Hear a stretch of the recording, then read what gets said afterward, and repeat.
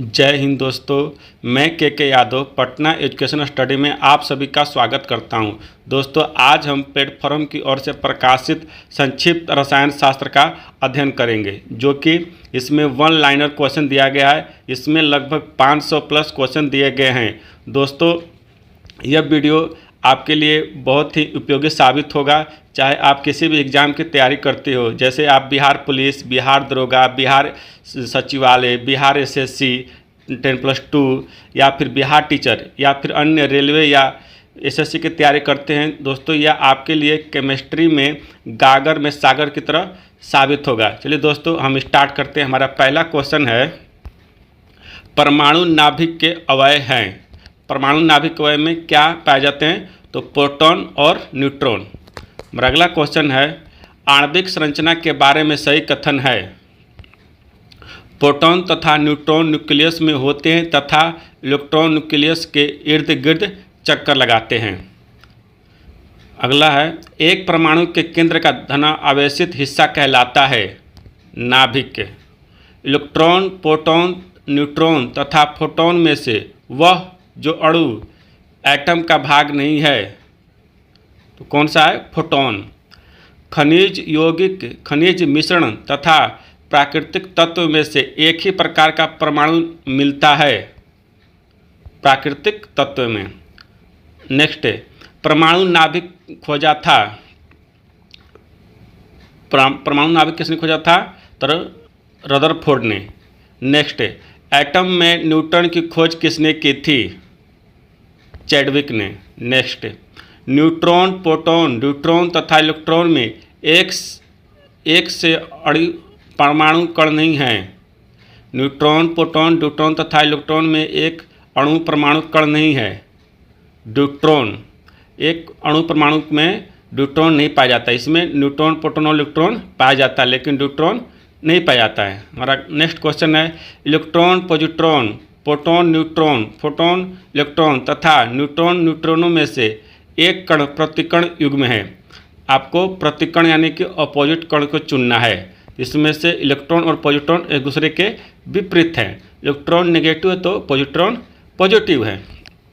Next question, neutron, proton, पाई meson तथा quark में से मूलभूत कण है। आपका मूलभूत कण कौन सा है? तो क्वार्क। नेक्स्ट क्वेश्चन, अल्फा कण के दो धन आवेश होते हैं, इसका द्रव्यमान लगभग बराबर होता है। किसके बराबर होता है? अल्फा के कण के दो धन आवेश हीलियम के एक परमाणु के नाभिक के बराबर। हीलियम के नाभिक में होते हैं, हीलियम के नाभिक में 2 प्रोटॉन और 2 न्यूट्रॉन होते हैं। नेक्स्ट, अल्फा किरण, अल्फा कण, बीटा कण तथा गामा किरण में से ऋणात्मक आवेश होता है। दोस्तों, आपको अल्फा किरण, अल्फा कण, बीटा कण और गामा किरणों में से आपको ऋणात्मक आवेश को बताना है।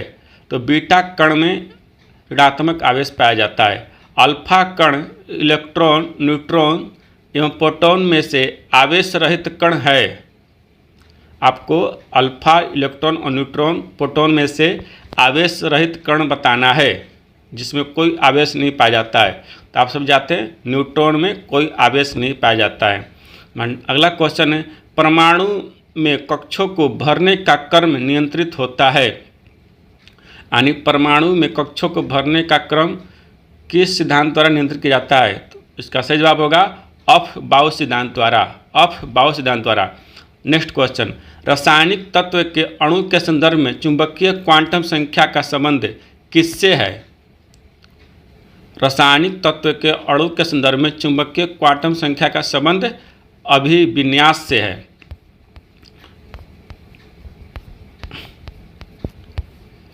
अगला क्वेश्चन है, जिस तत्व के परमाणु में 2 प्रोटॉन, 2 न्यूट्रॉन और 2 इलेक्ट्रॉन हो, उस तत्व की द्रव्यमान संख्या होती है। जिस तत्व के परमाणु में 2 प्रोटॉन, 2 न्यूट्रॉन और 2 इलेक्ट्रॉन हो, तो उस तत्व की द्रव्यमान संख्या क्या होगी? दोस्तों, इसमें 2 प्रोटॉन है और 2 न्यूट्रॉन है, तो कितना हो जाएगा? तो हो जाएगा 4। सही आंसर हो जाएगा 4। अगला क्वेश्चन है, एक तत्व में इलेक्ट्रॉनों और न्यूट्रॉनों की संख्या क्रमशः 18 और 20 है, तो इस तत्व की परमाणु संख्या होगी, परमाणु संख्या क्या होगी? दोनों को जोड़ देंगे, कितना होगा? 20 + 18 कितना हो जाएगा? 38, यानी 38 सही जवाब है। अगला क्वेश्चन, प्लूटोनियम न्यूक्लाइड जिसका परमाणु क्रमांक 94 और परमाणु भार 242 है कि नाभिक में न्यूट्रॉनिक संख्या होती है, तो इसको परमाणु भार में से परमाणु संख्या घटा देंगे तो आ जाएगा। तो आप 242 - 94 कर दीजिए, कितना जाएगा? यह आ जाएगा आपका 148, यानी 148 सही है। अगला क्वेश्चन, परमाणु जिनमें प्रोटॉनों की संख्या समान परंतु न्यूट्रॉनों की संख्या भिन्न रहती है कहलाते हैं। इसका सही जवाब है समस्थानिक, यानी आइसोटोप्स। अगर प्रोटॉन संख्या समान हो पर न्यूट्रॉन संख्या भिन्न भिन्न हो तो वह समस्थानिक कहलाते हैं। समस्थानिक होते हैं किसी एक ही तत्व के परमाणु जिनका, समस्थानिक किसे कहते हैं? एक ही तत्व के परमाणु जिनका परमाणु भार भिन्न भिन्न परंतु परमाणु क्रमांक समान होते हैं तो समस्थानिक कहलाते हैं, जो कि जैसा हमने ऊपर क्वेश्चन में पढ़ा था। अगर परमाणु भार भिन्न भिन्न परंतु परमाणु क्रमांक समान हो तो वो समस्थानिक यानी आइसोटोप कहलाते हैं। किसी परमाणु नाभिक का आइसोटोप वह नाभिक है जिसमें प्रोटॉनों की संख्या वही होती है परंतु न्यूट्रॉनों की संख्या भिन्न भिन्न होती है। यानी कि आइसोटोप परमाणु संख्या समान और न्यूट्रॉन की संख्या भिन्न भिन्न होगी। न्यूट्रॉन की संख्या भिन्न होगी तभी जाके द्रव्यमान भिन्न भिन्न होंगे। सम न्यूट्रॉनिक समूह है जैसे कार्बन 614, नाइट्रोजन 715, ऑक्सीजन 816। दोस्तों इसमें जो न्यूट्रॉन संख्या दिया गया सब में समान हो गया। जैसे 14 में से 6 गया 8 न्यूट्रॉन है, 15 में से 7 गया 8 न्यूट्रॉन सेम है, ऑक्सीजन का 16 में से 8 गया 8 न्यूट्रॉन समूह सेम है। रेडियो एक्टिविटी मापी जाती है, किससे मापी जाती है? रेडियो एक्टिविटी गाइगर काउंटर से मापी जाती है। अगला क्वेश्चन है, रेडियो एक्टिविटी का आविष्कार किसने किया था? रेडियो एक्टिविटी का आविष्कार बेकुरल ने किया था। अगला क्वेश्चन, भौतिक परिवर्तन का उदाहरण है। पानी में चीनी का घुलना भौतिक परिवर्तन का उदाहरण है। जल का वाष्प में परिवर्तन कहलाता है। यदि जल वाष्प में परिवर्तन हो जाए वो कौन सा परिवर्तन कहलाएगा? तो भौतिक परिवर्तन। रासायनिक परिवर्तन का उदाहरण है। सब्जियों को पकाने पर उनका मुलायम हो जाना रासायनिक परिवर्तन का उदाहरण है। सब्जियों को पकाने पर उनका मुलायम हो जाना कौन सा उदाहरण है? रासायनिक उदाहरण है। संक्षारण के उदाहरण हैं, आपको संक्षारण के उदाहरण बताना है। सिल्वर पर काले रंग की परत बनना, संक्षारण के उदाहरण आपको दे देते हैं 3-4 गो, जिसमें दिया पहला है सिल्वर पर काले रंग का परत बनना, तान पर हरे रंग की परत बनना तथा लोहे पर भूरे रंग की परत बनना किसका उदाहरण है? संक्षारण का उदाहरण है। लोहे पर भूरे रंग का परत बनना किसका उदाहरण है? क्षारण का उदाहरण है। और तान पर हरे रंग का परत बनना संक्षारण का उदाहरण है। सिल्वर पर काले रंग का परत बनना संक्षारण का उदाहरण है। अगला क्वेश्चन, रासायनिक परिवर्तन का उदाहरण है दूध का आस्कंदन यानी दूध का जमना। सोडियम क्लोराइड का क्रिस्टलन और बर्फ का गलन उदाहरण है। सोडियम क्लोराइड का क्रिस्टलन और बर्फ किसका उदाहरण है? तो भौतिक परिवर्तन का। जल अपघटन में ऊर्जा उत्पन्न होती है ऊष्मा के रूप में। जल अपघटन ऊर्जा किस रूप में उत्पन्न होती है? तो ऊष्मा के रूप में। अगला क्वेश्चन है, पाश्चुराइजेशन एक प्रक्रिया है जिसमें दूध को पहले बहुत देर तक गर्म किया जाता है और एक निश्चित समय में अचानक ठंडा कर दिया जाता है, जिससे कि उसके अंदर जो रहते हैं बैक्टीरिया वह निष्क्रिय हो जाते हैं। पाश्चुरीकरण संबंधित है दूध के निर्जमीकरण से। दूध के निर्जमीकरण से पाश्चुरीकरण संबंधित है। अशुद्धियों के कारण द्रव का क्वथनांक बढ़ जाता है। अगर किसी द्रव में अशुद्धियाँ मिला जाए तो उसका क्वथनांक क्या होगा? बढ़ जाएगा। ऊंचाई की जगहों पर पानी 100 सेंटीग्रेड के नीचे तापमान पर उबलता है, क्योंकि वायुमंडल दबाव कम हो जाता है, अतः उबलने का बिंदु नीचे आ जाता है। दोस्तों, जब आप ऊंचाई जगह पर जाते हैं तो दबाव कम हो जाने की वजह से उबलने का बिंदु नीचे आ जाता है, यही इसमें बताया गया है। इसीलिए ऊंचाई की जगहों पर 100 डिग्री सेंटीग्रेड तब नीचे पानी उबलना चालू हो जाता है। वह कोलाइडी तंत्र जो कोहरे में अभिव्यक्त होता है। कौन सा कोलाइडी तंत्र कोहरे में पाया जाता है? तो गैस में द्रव। कोहरे में क्या होता है? गैस में द्रव कोलाइडी तंत्र का उदाहरण है। 100 ग्राम चीनी को आधा लीटर पानी में मिलाकर एक असंतृप्त चीनी का घोल तैयार करने पर द्रव्यमान घनत्व, सांद्रता और आयतन में से वह भौतिक राशि जो नहीं बदलेगी। 100 ग्राम चीनी को आधा लीटर पानी में मिलाकर एक असंतृप्त चीनी का घोल तैयार करने पर द्रव्यमान घनत्व, सांद्रता और आयतन में से वह भौतिक राशि नहीं बदलेगी। वो कौन सी राशि होगी? आयतन।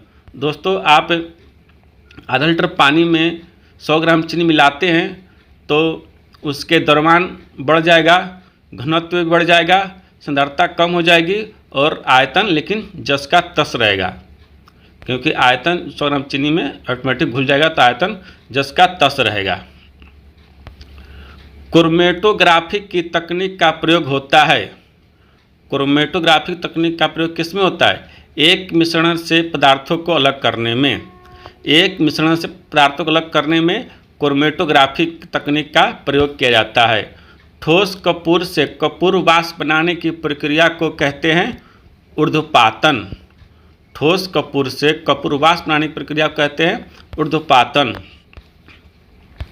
अगला क्वेश्चन है, कपूर, नेफ्थिन अथवा सूक्ष्म बर्फ के नमूने को हवा में खुला रखने पर कुछ समय पश्चात गायब यानी ठोस पदार्थ का बिना तरल अवस्था में आए सीधे वाष्प में परिवर्तित हो जाना, इस घटना को कहते हैं ऊर्ध्वपातन। दोस्तों, जो ठोस से डायरेक्ट वाष्प बदल जाता है उसे ऊर्ध्वपातन कहते हैं, जैसे कपूर, नेफ्थलीन और शुष्क बर्फ। मेरा अगला क्वेश्चन है, रेत और नेफ्थलीन के मिश्रण को अलग किया जा सकता है ऊर्ध्वपातन द्वारा यानी सब्लिमेशन के द्वारा। सब्लिमेशन इंग्लिश वर्ड हो गया और ऊर्ध्वपातन हिंदी शब्द हो गया। एक ठोस के सीधे गैस में परिवर्तन कहते हैं ऊर्ध्वपातन यानी सब्लिमेशन। यूनेस्को में 1869 ईस्वी में प्रकाशित आवर्त सारणी को 150 वर्ष पूर्ण होने पर वर्ष 2019 को रासायनिक तत्वों के आवर्त सारणी के अंतर्राष्ट्रीय वर्ष के रूप में मनाया। यानी यूनेस्को ने 1869 ईस्वी में प्रकाशित आवर्त सारणी को 150 वर्ष पूरे होने पर 2019 को रासायनिक तत्वों की आवर्त सारणी के अंतर्राष्ट्रीय वर्ष के रूप में मनाया। तीसरे और चौथे समूह के ऑक्साइड का सामान्य गुणधर्म है। तीसरे और चौथे समूह के ऑक्साइड का सामान्य गुणधर्म क्या है? बेसिक और एसिडिक अर्थात उभयधर्मी। बेसिक एसिडिक अर्थात उभयधर्मी। दूर भूपट्टी में सर्वाधिक पाया जाने वाला तत्व है ऑक्सीजन। भूपट्टी में सर्वाधिक पाया जाने वाला तत्व कौन सा है? ऑक्सीजन। भूपट्टी पर द्रव्यमान प्रतिशत के रूप में सर्वाधिक मात्रा में पाया जाता है ऑक्सीजन। ऑक्सीजन के बाद सबसे अधिक उपलब्ध मूल तत्व कौन सा है? सिलिकॉन। दोस्तों, इसका एक फार्मूला है ऑक्सी एलो यानी ऑक्सीजन, एल्युमिनियम, लोहा। अगला क्वेश्चन है, विश्व में सर्वाधिक पाया जाने वाला तत्व है हाइड्रोजन। विश्व में सर्वाधिक पाया जाने वाला तत्व है हाइड्रोजन। मेरा अगला क्वेश्चन है, रेत, हीरा, संगमरमर तथा शक्कर में से मूल तत्व है। आपको रेत, हीरा, संगमरमर तथा शक्कर में से मूल तत्व को चुनना है। मूल तत्व कौन सा है? हीरा। हीरा मूल तत्व है। दोस्तों आप ये पूरा वीडियो देख लेते हैं तो आपका केमिस्ट्री में आपका एक अर्थ यानी आपका एक बेस तैयार हो जाएगा और आप किसी भी एग्जाम में बैठेंगे तो आपका लगभग केमिस्ट्री से हर क्वेश्चन बन जाएगा। चलिए कंटिन्यू करते हैं आगे। हीरे की खनिजीय बनावट है। हीरे की खनिजीय बनावट क्या है? कार्बन। धातु अधातु गैस और उपधातु में से एक जो तत्व नहीं है, गैस, अधिकतर गैसें यौगिक होती है। दोस्तों धातु अधातु गैस और उपधातु में से एक जो तत्व नहीं है तो गैस है, क्योंकि गैस अधिकतर यौगिक होती है। कितनी गैस तत्व भी होती है लेकिन अधिकांश गैसें यौगिक होती है, इसलिए इन 4 ऑप्शन में से गैस को तत्व नहीं माना गया है। हमारा क्वेश्चन नंबर 53 है 28, 287, 288 और 2882 में से वह इलेक्ट्रॉनिक संपूर्ण जो धातु तत्व के लिए होती है। धातु तत्व 2882। दोस्तों हम जानते हैं कि अगर कोई तत्व धातु है तो उसका जो इलेक्ट्रॉनिक विन्यास जो होते हैं, जो संयोजी इलेक्ट्रॉन होगा वो 4 से कम होगा, 4 या 4 से कम होगा। तो इसमें संयोजी इलेक्ट्रॉन 2 इसी में एक है, बाकी सब में किसी में 8 है, दूसरे में 7 है तो तीसरे में 8 है। तीसरा तो पूरा इथी हो गया, अक्रिय गैस में आ जाएगा। 2, 8, 10, 18 आर्गन में आ जाएगा। हमारा नेक्स्ट क्वेश्चन है सोडियम, कैल्शियम, आयरन तथा पोटेशियम में से सबसे अधिक क्रियाशील धातु है। आपको सोडियम, कैल्शियम, आयरन तथा पोटेशियम में से सबसे अधिक क्रियाशील धातु बताना है। इसमें पोटेशियम सबसे अधिक क्रियाशील धातु है। अगला क्वेश्चन है लिथियम एवं पारा, लिथियम एवं ऑक्सीजन, एल्युमिनियम और ऑसियम और एल्युमिनियम एवं पारा धातु युग्म में से क्रमशः सबसे हल्की धातु तथा सबसे भारी धातु का युग्म है। आपको जो इसमें युग्म जो चुनना है, जो पहला होना चाहिए सबसे हल्का धातु और दूसरा होना चाहिए सबसे भारी धातु। तो आप सब जानते हैं सबसे हल्का धातु है लिथियम और सबसे भारी धातु है ओसियम। नेक्स्ट क्वेश्चन है सर्वाधिक कठोर तत्व है हीरा। सोना, लोहा, प्लेटिनम तथा टंगस्टन में से कठोरतम धातु है। आपको सोना, लोहा, प्लेटिनम तथा टंगस्टन में से कठोर धातु कौन सा है? तो इसमें आएगा टंगस्टन। पृथ्वी पर प्राकृतिक रूप से पाया जाने वाला सबसे कठोर पदार्थ है हीरा। हीरा सबसे अधिक कठोर है। कार्बोरंडम, टंगस्टन, कास्ट, आयरन तथा नाइक्रोम में से वह पदार्थ जो बहुत कठोर और बहुत तन्य है कौन सा है? तो नाइक्रोम। नाइक्रोम सबसे तन्य है। सबसे भारी प्राकृतिक तत्व है। आपको सबसे भारी प्राकृतिक तत्व बताना है तो वो होगा यूरेनियम। तांबा, यूरेनियम, एल्युमिनियम तथा चांदी में से सबसे भारी धातु। आपको तांबा, यूरेनियम, एल्युमिनियम तथा चांदी में से सबसे भारी धातु बताना है। इसका सही जवाब होगा यूरेनियम। क्वेश्चन नंबर 62 है सोना, चांदी, पारा और प्लेटिनम में से सबसे भारी यानी सर्वाधिक घनत्व धातु बताना है। तो इसका सही जवाब होगा प्लेटिनम। क्वेश्चन नंबर 63 है खनिज है अकार्बनिक ठोस। और क्वेश्चन नंबर 64 है मोती की रासायनिक संरचना है कैल्शियम कार्बोनेट। 65 नंबर क्वेश्चन है मोती के मुख्य अवयव हैं। मोती के मुख्य अवयव हैं एरागोनाइट और कांचियोलिन। मोती का मुख्य अवयव है एरागोनाइट और कांचियोलिन। हमारा 66 नंबर क्वेश्चन है माणिक्य और नीलम रासायनिक रूप से जाने जाते हैं एल्युमिनियम ऑक्साइड के रूप में। एल्युमिनियम ऑक्साइड के रूप में नीलम रूबी, नीलम जिसे रूबी का नाम जानते हैं का रासायनिक सूत्र है। नीलम का रासायनिक सूत्र है Al2O3। नीलम यानी रूबी का रासायनिक सूत्र है Al2O3। सोडियम, कॉपर, मरकरी और सिल्वर में वह तत्व जिसे मिट्टी के तेल में सुरक्षित रखा जाता है। सोडियम, कॉपर, मरकरी और सिल्वर में से किसे मिट्टी के तेल में सुरक्षित रखा जाता है? तो इसका सही जवाब होगा सोडियम। नेक्स्ट क्वेश्चन है, आजकल सड़क की रोशनी में पीले लैंप बहुतायत में प्रयुक्त हो रहे हैं, इन लैंपों में उपयोग होता है। आजकल सड़क रोशनी में पीले लैंप जो प्रयोग किए जाते हैं, इन लैंपों में क्या पाया जाता है? तो सोडियम पाया जाता है। क्या पाया जाता है? सोडियम, सोडियम का वाष्प है। दोस्तों आप सबसे कि आखिर सड़कों पर रोशनी में पीले लैंप क्यों प्रयोग किए जाते हैं?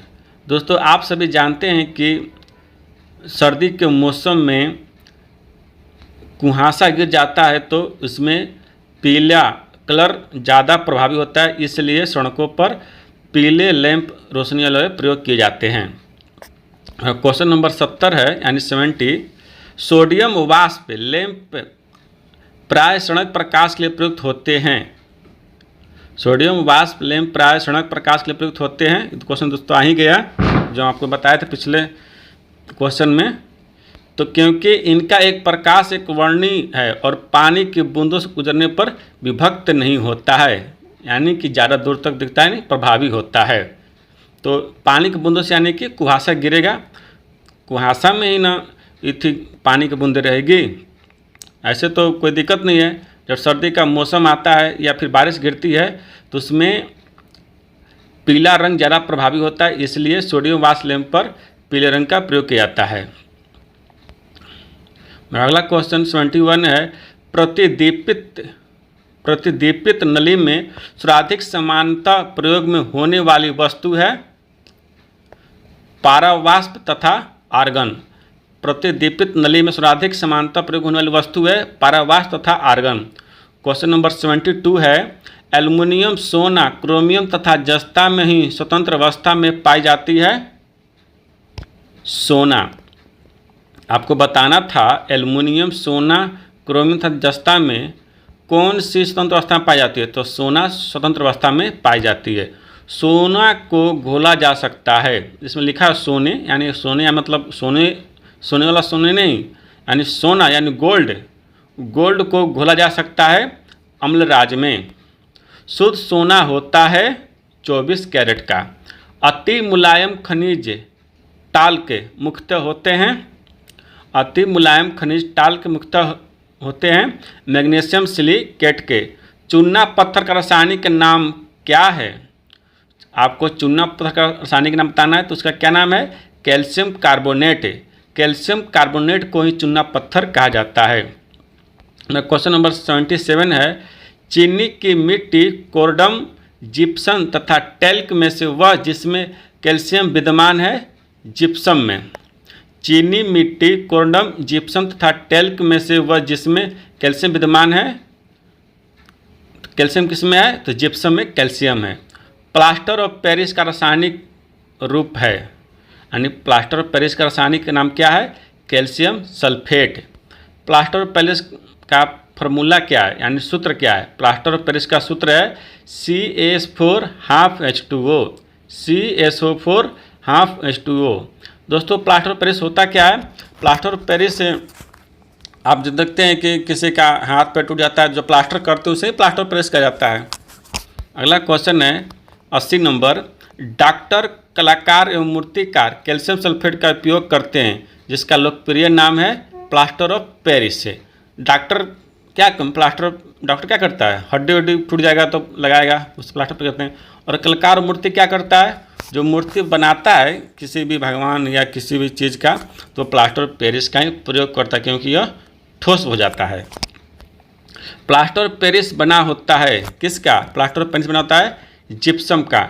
मोनाजाइट अयस्क है, मोनाजाइट किसका अयस्क है? तो थोरियम का। माइका है, माइका क्या है? माइका उष्मा का चालक तथा विद्युत का कुचालक होता है।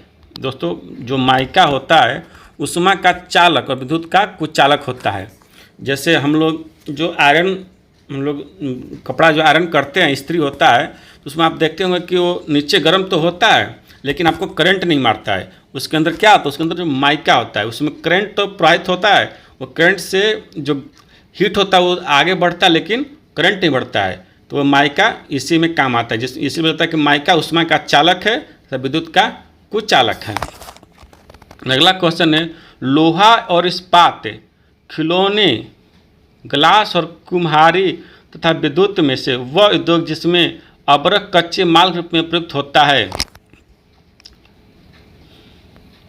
कच्चे माल में होता है तो इसका सही जवाब है विद्युत। हमारा क्वेश्चन 85 है, पारा, पानी, ईथर तथा बेंजीन द्रव में से वह जो ऊष्मा का अच्छा चालक है। ऊष्मा का अच्छा चालक आप जानते हैं पारा है। पारा का उपयोग हम लोग थर्मामीटर में भी करते हैं। और क्वेश्चन नंबर 86 है, जल, पारा, बेंजीन तथा चमड़ा में से ऊष्मा का सर्वाधिक चालक कौन सा है। जल, पारा, बेंजीन तथा चमड़ा में से ऊष्मा का सर्वाधिक चालक कौन सा है, तो पारा। आप जानते हैं पारा सही जवाब है। हमारा अगला क्वेश्चन है क्वेश्चन नंबर 87 यानी 87। तांबा, सीसा, पारा और जस्ता में से ऊष्मा का सबसे अधिक कुचालक कौन सा है। इसमें सबसे अधिक कुचालक होगा सीसा होगा दोस्तों। इसमें पारा दे दिया गया है, जो इसमें जो पारा दिया गया है वो गलत है, पारा नहीं होगा। जो पारा दिया गया है वो गलत है, ये पारा जो दिया गया है वो गलत है। यहाँ पर क्या होगा, सीसा होना चाहिए। क्या होना चाहिए, सीसा। कुचालक सीसा होता है, पारा नहीं होता है। पारा तो अति चालक है, सुचालक है। अगला क्वेश्चन है, सीसा यानी लेड, पारा, निकेल तथा टिन धातुओं में से द्रव सामान्य ताप पर पाया जाता है। यानी कौन सा धातु सामान्य ताप पर द्रव अवस्था में पाया जाता है, तो सही जवाब होगा पारा। हमारा क्वेश्चन नंबर 89 है, पारे का साधारणतः तापमापी यंत्रों में उपयोग किया जाता है क्योंकि इसकी विशेषता है उच्च संचालन शक्ति। यानी कि पारे का तापमापी यंत्रों में क्यों प्रयोग किया जाता है, क्योंकि इसका जो विशेषता है उच्च संचालन शक्ति होता है, यानी यह जल्दी सेंसन करता है। और क्वेश्चन नंबर 90 है, आयरन, लेड, मैग्नीशियम तथा एल्युमिनियम में से वह जल जो जल के साथ बिल्कुल अभिक्रिया नहीं करता है। इसका सही जवाब है लेड यानी सीसा। तब कोई प्रतिक्रिया नहीं होती है जब भाप गुजरती है। भाप किसके ऊपर से गुजरेगा कि कोई प्रतिक्रिया नहीं होगी, तो तांबे के ऊपर से। लोहा प्राप्त किया जाता है, लोहा किससे प्राप्त किया जाता है, तो हेमेटाइट से। हीरा, चांदी, ग्रेफाइट तथा लकड़ी में से विद्युत चालकता सर्वाधिक है किसमें, चांदी की। हीरा और चांदी, ग्रेफाइट तथा लकड़ी में से विद्युत चालकता किसकी है, चांदी की। एल्युमिनियम बनाने के लिए प्रयोग होने वाला खनिज है बक्साइट। एल्युमिनियम बनाने के लिए प्रयोग होने वाला खनिज कौन सा है, बक्साइट। लोहा, तांबा, एल्युमिनियम तथा चांदी में से वह धातु जिसे प्राप्त करने हेतु बॉक्साइट अयस्क है। इसका सही जवाब है एल्युमिनियम। यानी एल्युमिनियम से ही बॉक्साइट का अयस्क प्राप्त किया जाता है। एल्युमिनियम, सीमेंट, उर्वरक तथा फेरोमैग्नीज में से वह उद्योग जो बॉक्साइट के मुख्य कच्चा माल के रूप में प्रयोग किया जाता है। एल्युमिनियम, सीमेंट तथा उर्वरक तथा फेरोमैग्नीज में से वह उद्योग जो बॉक्साइट को मुख्य कच्चा माल के रूप में उपयोग करता है, इसका होगा एल्युमिनियम उद्योग में किया जाता है। एल्युमिनियम, सोडियम, मैग्नीशियम तथा मैग्नीज में से जल से हल्का होता है। सोडियम, एल्युमिनियम, सोडियम, मैग्नीशियम तथा मैग्नीज में से कौन जल से हल्का होता है, तो सोडियम जल से हल्का। सोडियम दोस्तों जल में तैरने लग जाता है। इस्पात तथा पारा तथा सोना का उनके घनत्व का अवरोही क्रम अनुसार सही अनुक्रम क्या होगा, तो सोना सबसे अधिक घनत्व वाला है, फिर पारा है, फिर इस्पात। यानी सोना सबसे अधिक, फिर पारा, फिर इस्पात। हमारा क्वेश्चन नंबर 99 है, ब्रोन, लोहा, सिलिकॉन तथा एल्युमिनियम में से सबसे उच्च गलनांक किसका होता है, तो ब्रोन का होता है। हमारा 100वां नंबर क्वेश्चन है, 100 क्वेश्चन। स्टील, पीतल, ब्रोंज तथा तांबा में से मिश्र धातु नहीं है। आपको मिश्र धातु कौन सा नहीं है, स्टील मिश्र धातु है, पीतल भी है, ब्रोंज भी है, लेकिन तांबा नहीं है। तांबा क्या है, धातु है। दोस्तों हमारा क्वेश्चन पूरा हो गया है। चलिए हम अगला स्टार्ट करते हैं। Question number 101।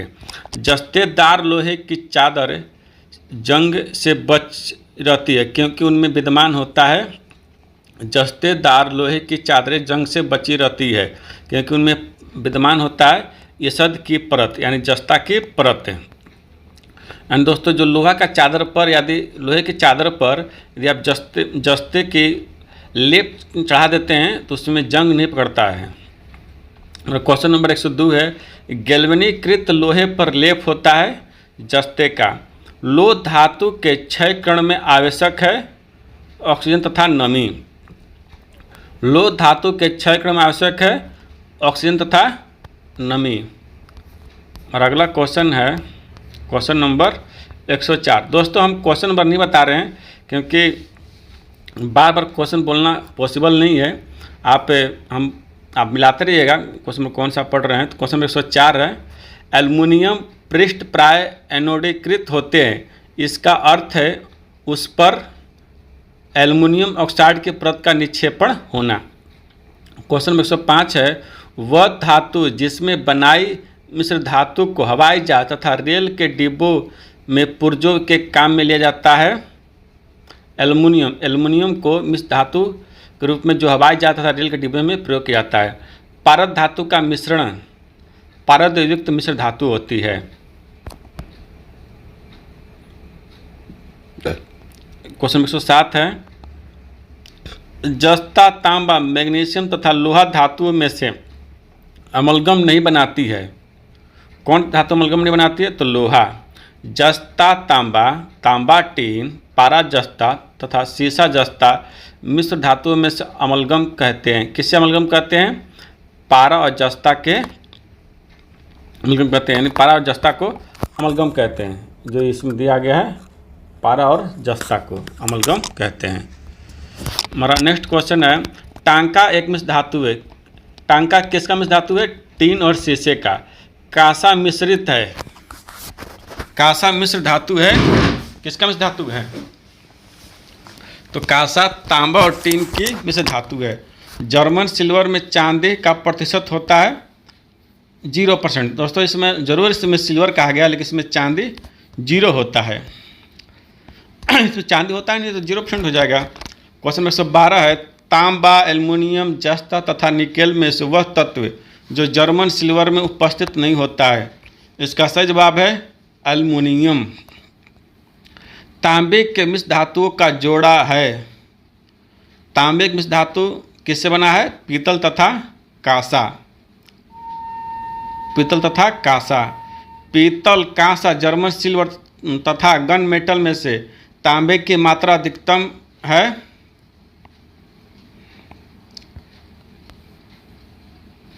पीतल, कांसा, जर्मन सिल्वर तथा गन मेटल में से तांबे की मात्रा अधिकतम किस में है? कांसा में। वह धातु जो पीतल, कांस्य तथा जर्मन सिल्वर सभी में उभय घटक रूप में विद्यमान है। यानी पीतल, कांसा तथा जर्मन सिल्वर में कौन सा धातु तीनों में प्रयोग जाता है? तो तांबा। तांबा में। और सबसे अधिक तांबा किसमें पाया जाता है? तो कांस्य में, कांसा में। अगला क्वेश्चन है, पीतल किसका मिश्र धातु है? तो पीतल तांबा एवं जस्ता का मिश्र धातु है। पीतल का रंग हवा में फीका पड़ जाता है। पीतल का रंग हवा में फीका पड़ जाता है किसके कारण? हाइड्रोजन एवं सल्फाइड की उपस्थिति के कारण। पीतल का रंग हवा में फीका पड़ जाता है हाइड्रोजन सल्फाइड की उपस्थिति के कारण। अगला क्वेश्चन है, ताम्र संदूषण से बचने के लिए पीतल के बर्तनों पर सामान्यतः परत चढ़ाई जाती है किसकी? रांगे की। रांगे यानी टीन की। मिश्र धातु में जिस पदार्थ के संयोग से निष्फलक इस्पात स्टील अचुंबकीय हो जाता है वह है निकेल। स्टील की कठोरता प्रदान करने के लिए बढ़ाई जाती है कार्बन की मात्रा को। स्टील कठोर बढ़ाने के लिए क्या किया जाता है? कार्बन की मात्रा को बढ़ा दिया जाता है। इस्पात स्लेग अचार संवर्गी हो सकता है। स्टील स्लेग हो सकता है किस पे?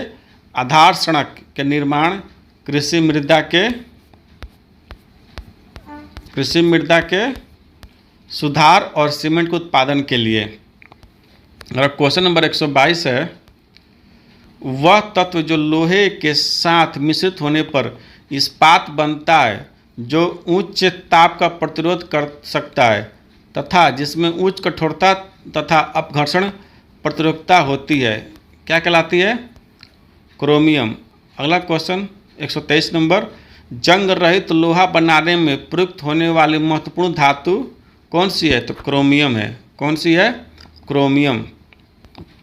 अगला क्वेश्चन है, स्टील से स्टेनलेस स्टील पदार्थ प्राप्त करने के लिए उसमें से कुछ तत्वों को मिलाकर उसे और अधिक संशोधित किया जाता है। कार्बन, सिलिकॉन, मैग्नीज और निकेल में से वह तत्व जो उस कार्य के लिए प्रयुक्त नहीं किया जाता है, तो सिलिकॉन प्रयुक्त नहीं किया जाता है। और क्वेश्चन नंबर 125 है, धब्बा रहित लोहा बनाने में लोहे के साथ प्रयुक्त होने वाली महत्वपूर्ण धातु कौन सी है? क्रोमियम।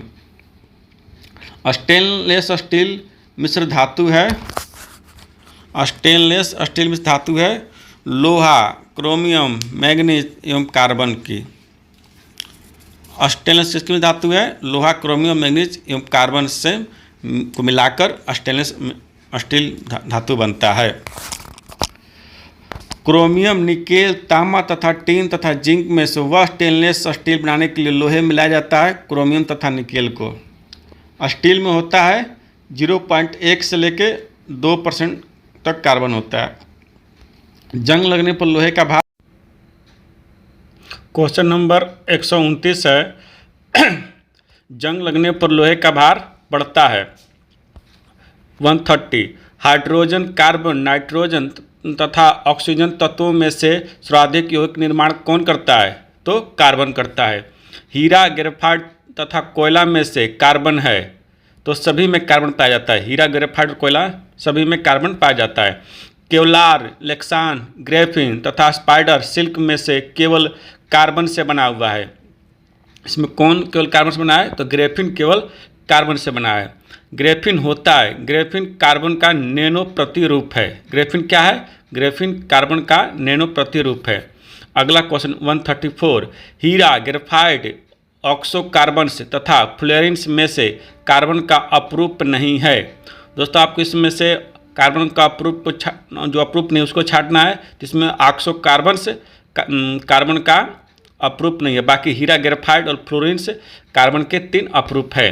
पेंसिल का लेड किससे बना होता है? पेंसिल का लेड ग्रेफाइट से बना होता है। क्यूपराइट, ग्रेफाइट, हेमेटाइट तथा क्रायोलाइट में से स्नेहक यानी लुब्रिकेंट के रूप में प्रयोग किया जाता है, तो लुब्रिकेंट के रूप में ग्रेफाइट का प्रयोग किया जाता है। अगला क्वेश्चन है, कार्बन के तीसरे अपरूपी की खोज 3 वैज्ञानिकों की टीम द्वारा की गई थी, जिनमें रसायन शास्त्र के नोबेल प्राइज से सम्मानित किया गया था, उस टीम में सम्मिलित थे। यानी दोस्तों, कार्बन जो तीसरे अपरूप की खोज की गई थी, 3 वैज्ञानिकों आपको नाम बताना है। तो पहला वैज्ञानिक है रॉबर्ट एफ कर्ल, दूसरा है सर हेलार्ड डब्ल्यू और तीसरा है कोटो तथा रिचर्ड इमासल। तो कौन कौन है? Robert F Curl, sir Harold W, Kroto तथा रिचर्ड स्माले। अगला क्वेश्चन है क्वेश्चन नंबर 38, बकमिंस्टर फ्लोरीन है। आपको बताना है कि बकमिंस्टर फ्लोरीन क्या है। तो वह कार्बन यौगिक का एक रूप है जिसमें 60 कार्बन परमाणुओं का गुच्छा होता है, जो परस्पर पंचभुज या षष्ठभुज से बने बहुफलीय संरचना से जुड़े होते हैं। बकमिंस्टर फ्लोरीन है कार्बन यौगिक का एक रूप है जिसमें 60 कार्बन परमाणुओं का गुच्छा होता है, जो परस्पर पंचभुज या षष्ठभुज बने बहुफलीय संरचना से जुड़े होते हैं। हीरा, ग्रेफाइट, कोयला तथा बालू में से कार्बन नहीं है। हीरा, ग्रेफाइट, कोयला तथा बालू में कौन कार्बन नहीं है? तो बालू कार्बन नहीं है। बाकी हीरा, ग्रेफाइट, कोयला में कार्बन पाया जाता है। लिग्नाइट, टीन, चांदी तथा लोहा में से कार्बन मिलता है। तो लिग्नाइट में कार्बन मिलता है क्योंकि लिग्नाइट कोयला का एक रूप है। कोयले के बिटुमेन से कोयला, लिग्नाइट, पीट तथा एंथ्रासाइट प्रकारों में से वह एक जिसमें शेष प्रकारों की अपेक्षा अधिक प्रतिशत कार्बन का अंश होता है, तो है एंथ्रासाइट। कोयले के आपको इसमें 4 रूप दिया गया है, बिटुमिनस कोयला, लिग्नाइट, पीट तथा एंथ्रासाइट। तो एंथ्रासाइट में सबसे अधिक कोयला सबसे अधिक कार्बन का अंश पाया जाता है, जिसके कारण यह सबसे उत्तम कोयला माना जाता है। लेकिन इंडिया में सबसे अधिक बिटुमिनस कोयला पाया जाता है। अगला क्वेश्चन है क्वेश्चन नंबर 142 यानी 142। ढलवा लोहा, पिटवा लोहा, स्टील तथा मिश्र धातु स्टील में से कार्बन की मात्रा अधिकतम किस में होगी? तो ढलवा लोहा में होती है। हीरा, क्वार्ट्ज, गंधक तथा ग्रेफाइट में से रवा नहीं है। आपको बताना है कि हीरा या ग्रेफाइट या गंधक ग्रेफाइट में से किस में रवा नहीं पाया जाता है? तो गंधक में रवा नहीं पाया जाता है। हीरे की बिक्री में भार की इकाई कैरेट होती है। 1 कैरेट के बराबर कितना होता है? दोस्तों, जो हीरो जो मापा जाता है उसका कैरेट के मापा जाता है, तो आपको 1 कैरेट बराबर बताना है। तो 1 कैरेट बराबर होता है 200 मिलीग्राम। अगला क्वेश्चन है जर्मन सिल्वर, पीतल, स्टील तथा ग्रेफिन में सर्वाधिक मजबूत होता है। आपको जर्मन सिल्वर, पीतल, स्टील तथा ग्रेफिन में सबसे अधिक मजबूत बताना है। तो इसमें सबसे अधिक मजबूत होगा ग्रेफिन। अगला क्वेश्चन है 146। बॉक्साइट, फास्फोरस, ग्रेफाइट तथा सिलिकॉन ऑयल में से भारी मशीनों का प्रयोग स्नेहक रूप में क्या आता है? किसका? तो ग्रेफाइट का। स्नेहक रूप में किसका प्रयोग किया जाता है? तो ग्रेफाइट का। शुष्क बर्फ कहते हैं ठोस कार्बन डाइऑक्साइड को। सल्फर, सिलीनियम, ब्रोमीन तथा फास्फोरस अधातुओं में से वह एक जो विद्युत का मंद चालक नहीं है। इसका सही जवाब है सिलीनियम। अगला क्वेश्चन है ऑक्सीजन, नाइट्रोजन, हाइड्रोजन तथा तांबे में से वह तत्व जिसमें न्यूट्रॉन नहीं होता है। ऑक्सीजन, नाइट्रोजन, हाइड्रोजन तथा तांबे में से वह तत्व जिसमें न्यूट्रॉन नहीं होता है। तो हाइड्रोजन में कोई न्यूट्रॉन नहीं पाया जाता है। एक तत्व एक से बातम कक्षा में 4 इलेक्ट्रॉन है हाइड्रोजन के साथ, इसका योग सूत्र क्या होगा? यदि किसी तत्व में बाहर 4 तत्व तो उसका फॉर्मूला हो जाएगा XH4। Question number 151। भारत के अनुसार पानी H2O में हाइड्रोजन की प्रतिशतता है 11.11%। हाइड्रोजन को जलाने से बनेगा पानी, क्योंकि हाइड्रोजन को जब जलाएंगे तो ऑक्सीजन से वो रिएक्शन करेगा तो H2O यानी वो जल बना देगा, यानी पानी बना देगा। मिट्टी का तेल, हाइड्रोजन, कोयला तथा डीजल ईंधनों में से न्यूनतम वायु प्रदूषण करता है। तो हाइड्रोजन न्यूनतम वायु प्रदूषण करता है। भारी जल एक प्रकार का शीतल तथा मंदक है। भारी जल एक प्रकार का शीतल तथा मंदक है। अगला क्वेश्चन है क्वेश्चन नंबर 155। भारी जल का रासायनिक फार्मूला है तो DTO। Question number 156। न्यूक्लियर रिएक्टरों में विमंदक और प्रशीतक दोनों की तरह प्रयुक्त होने वाला पदार्थ है साधारण पानी एवं भारी पानी। गुरु जल क्या है? ऑक्सीजन प्लस हैवी हाइड्रोजन को गुरु जल कहा जाता है। गुरु जल क्या है? ऑक्सीजन प्लस हैवी हाइड्रोजन को गुरु जल कहा जाता है। भारी पानी वह पानी होता है जिसमें हाइड्रोजन तथा भारी पानी वह पानी होता है जिसमें हाइड्रोजन का स्थान आइसोटोप ले लेता है। जिसमें हाइड्रोजन का स्थान आइसोटोप लेता है। हैवी वाटर में हाइड्रोजन के स्थान पर ड्यूटेरियम होता है, इसलिए इसका फॉर्मूला होता है D2O। तो हैवी वाटर यानी भारी पानी में किसका प्रयोग होता है? तो हाइड्रोजन के स्थान पर ड्यूटेरियम का प्रयोग होता है। भारी पानी की खोज किसने की? दोस्तों ये क्वेश्चन बहुत पूछता है, भारी पानी की खोज किसने की? तो इसका सही जवाब होगा HC उरे ने। भारी पानी की खोज किसने की? HC उरे ने। भारी पानी का अणुभार होता है 20। कितना होता है? 20। तो दोस्तों हम लोग जैसे जानते हैं कि H2O होता है, H2O जो आपका होता है ये नॉर्मल पानी है।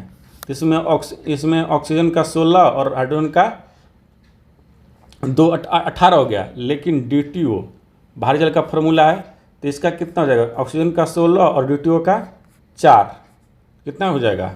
20। यानी कि भारी जल का अणुभार कितना होता है? 20। जल गैस है, जल गैस किससे बनता है? तो CO प्लस H2O से। कार्बन मोनोऑक्साइड और H2O से। जल गैस है CO+H2। पानी की अस्थायी कठोरता के लिए उत्तरदायी है। पानी की अस्थायी कठोरता के लिए उत्तरदायी कौन कौन है? तो कैल्शियम और मैग्नीशियम में क्लोराइड्स एवं सल्फेट। कैल्शियम और मैग्नीशियम में क्लोराइड एवं सल्फेट की वजह से पानी की अस्थायी कठोरता होती है। जल के लिए pH मान लगभग 7 के बराबर होता है, यानी उदासीन होता है। क्वेश्चन नंबर 165 है, पानी का शुद्धतम रूप क्या है? पानी का शुद्धतम रूप वर्षा का पानी है। दोस्तों, वर्षा का पानी का शुद्धतम रूप होता है। तो इसका मतलब ये नहीं हुआ कि जो पानी वर्षा से नीचे आता है वो सबसे शुद्ध हो गया, ऐसा नहीं है दोस्तों। जब वर्षा होती है तो जैसे ही पानी ऊपर से नीचे आता है, हमारे वायुमंडल से होते हुए आता है, तो वायुमंडल में कई तरह के सल्फर डाइऑक्साइड चाहे अन्य धूल कण मिले रहते हैं, उससे मिलते हुए आता है तो वो अशुद्ध हो जाता है। लेकिन जब पानी का जो वर्षा होती है, यदि आप उसको वायुमंडल से ऊपर ही रोक लेते हैं तब वो सबसे शुद्ध रूप माना जाता है। इसलिए पानी का शुद्धतम रूप क्या है? वर्षा का पानी है। पानी का आयनिक लवण का सुविलायक है क्योंकि उसका द्विध्रुव आघूर्ण अधिक है। क्वेश्चन नंबर 167 यानी 167 है, अशुद्ध जल से बड़ी मात्रा में पेयजल तैयार किया जाता है निर्वलनीकरण द्वारा। अशुद्ध जल से बड़ी मात्रा में पेयजल तैयार किया जाता है निर्वलनीकरण द्वारा। Question number 168, helium, chlorine, fluorine तथा कार्बन डाइऑक्साइड गैस से पीने के पानी को शुद्ध रूप करने के लिए प्रयोग में लाई जाती है क्या? क्लोरीन से पीने के पानी को शुद्ध किया जाता है। समुद्री जल को शुद्ध जल में बदला जा सकता है उत्क्रम प्रासरण की प्रक्रिया द्वारा। समुद्री जल को शुद्ध जल में बदला जाता है उत्क्रम प्रासरण की प्रक्रिया द्वारा। खारे पानी को शुद्ध पानी में परिवर्तित करने की प्रक्रिया को कहते हैं उत्क्रम प्रासरण। खारे पानी को शुद्ध पानी में परिवर्तित करने की प्रक्रिया को कहते हैं उत्क्रम प्रासरण। फिटकरी गंदले पानी को स्वच्छ करती है। फिटकरी गंदले पानी को स्वच्छ करती है अस्कंदन की प्रक्रिया द्वारा। फिटकरी गंदले पानी को स्वच्छ करती है अस्कंदन प्रक्रिया के द्वारा। वनस्पति तेल से वनस्पति घी बनाने में प्रयुक्त गैस है हाइड्रोजन। वनस्पति तेल से वनस्पति घी बनाने में प्रयुक्त गैस है हाइड्रोजन। वनस्पति तेलों के हाइड्रोजनीकरण में उपयोग किया जाता है निकेल उत्प्रेरक का। वनस्पति तेलों के हाइड्रोजनीकरण में उपयोग किया जाता है निकेल उत्प्रेरक का। हाइड्रोजन, ऑक्सीजन, हीलियम तथा कार्बन डाइऑक्साइड से नोबल गैस कहलाती है। दोस्तों, आपको हाइड्रोजन, ऑक्सीजन, हीलियम तथा कार्बन डाइऑक्साइड में नोबल गैस पर जानना है। तो आप सब जानते हैं कि हीलियम एक नोबल गैस है। हमारा क्वेश्चन नंबर 175 है, आर्गन, कार्बन डाइऑक्साइड, नाइट्रोजन तथा ऑक्सीजन में से वह है गैस जिसकी प्रतिशत मात्रा वायुमंडल में सबसे कम है। Argon, carbon dioxide, nitrogen, oxygen में सबसे कम मात्रा किसका है? तो कार्बन डाइऑक्साइड का है। अगला क्वेश्चन है, वायु में नाइट्रोजन की लगभग होती है 78 से 79%, यानी 78 से 79%। N2, O2, कार्बन तथा H2 में गैसीय चक्र नहीं है। किस में गैसीय चक्र नहीं है? तो H2 में गैसीय चक्र नहीं है, बाकी नाइट्रोजन, ऑक्सीजन में गैसीय चक्र है। गोताखोरों द्वारा गहरे समुद्र में सांस लेने के लिए ऑक्सीजन के साथ मिश्रित किया जाता है। जब गोताखोर समुद्र के अंदर जाते हैं तो सांस लेने के लिए ऑक्सीजन के साथ क्या मिलाते हैं? तो हीलियम को मिलाते हैं, यानी ऑक्सीजन और हीलियम को मिलाकर गोताखोर समुद्र के अंदर नीचे आते हैं, जिससे वो लोग सांस लेते हैं।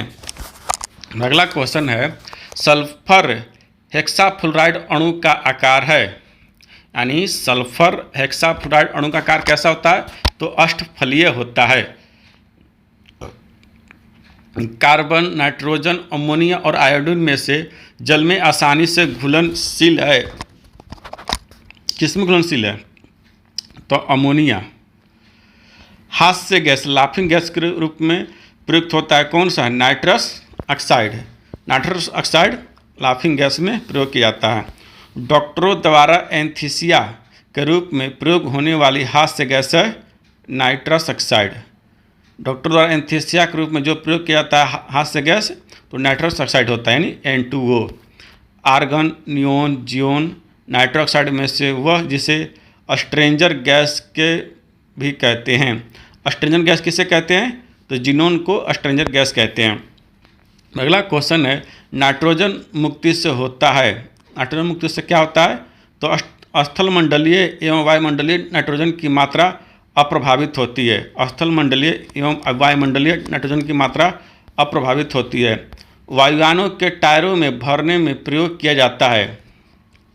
जैसे जो होगा नाइट्रोजन गैस का, वायुयानों के टायरों में भरने में प्रयोग किया जाता है नाइट्रोजन गैस का। मैग्नीज, नाइट्रोजन, मैग्नीशियम तथा सल्फर में से वह तत्व जिसकी कमी को पूरा करने के लिए कीटभक्षी पौधों कीटों को पकड़ते तथा उनका भक्षण करते हैं। इसका सही जवाब है नाइट्रोजन। कीटभक्षी पौधे मृदा में उगते हैं, उसमें कमी रहती है नाइट्रोजन की, यानी कीटभक्षी पौधे जिस मृदा में उगते हैं उसमें कमी किस गैस की रहती है? तो नाइट्रोजन की। हमारा क्वेश्चन नंबर 188 है, जैविक नाइट्रोजन निर्धारण से संबंधित है नीला हरा सवाल। क्वेश्चन नंबर 189, समानांतर गुब्बारे में भरी जाती है हीलियम गैस। वायु भरे गुब्बारों में हीलियम के हाइड्रोजन की अपेक्षा वरीयता दी जाती है, क्योंकि वायु भरे गुब्बारों में हीलियम को हाइड्रोजन की अपेक्षा वरीयता दी जाती है, क्योंकि वायु के साथ विस्फोटक मिश्रण नहीं बनता है। वायु के साथ विस्फोटक मिश्रण नहीं बनता है, इसलिए हीलियम को हाइड्रोजन की अपेक्षा अधिक वरीयता दी जाती है। Question number 191, chlorine, bromine, iodine तथा फ्लोरीन में से समानांतर ताप पर ठोस अवस्था में रहता है। इसका सही जवाब है आयोडीन। ग्लाइसिन, एलानिन तथा सेरीन में से ऑप्टिकली सक्रिय नहीं है। इसका सही जवाब है ग्लाइसिन। मेरा अगला क्वेश्चन नंबर है क्वेश्चन नंबर 193, हेलोजनों में से सबसे अधिक अभिक्रियाशील कौन सी है? ये तो आप सभी जानते ही होंगे, फ्लोरीन। क्वेश्चन 194 है ब्रोमीन होती है लाल द्रव्य। क्वेश्चन 195 है, वह हेलोजन जिसका उपयोग पीड़ाहारी की तरह किया जाता है, तो वह है ब्रोमीन। हाइड्रोजन, ऑक्सीजन, ब्रोमीन तथा आयोडीन में से वह तत्व जो द्रव रूप में पाया जाता है, तो ब्रोमीन को द्रव रूप में पाया जाता है। ट्यूबलाइट में निम्न दाब पर भरी जाती है नियोन तथा आर्गन पारद वाष्प। नियोन या आर्गन और पारद वाष्प भर जाता है ट्यूबलाइट के निम्न दाब पर।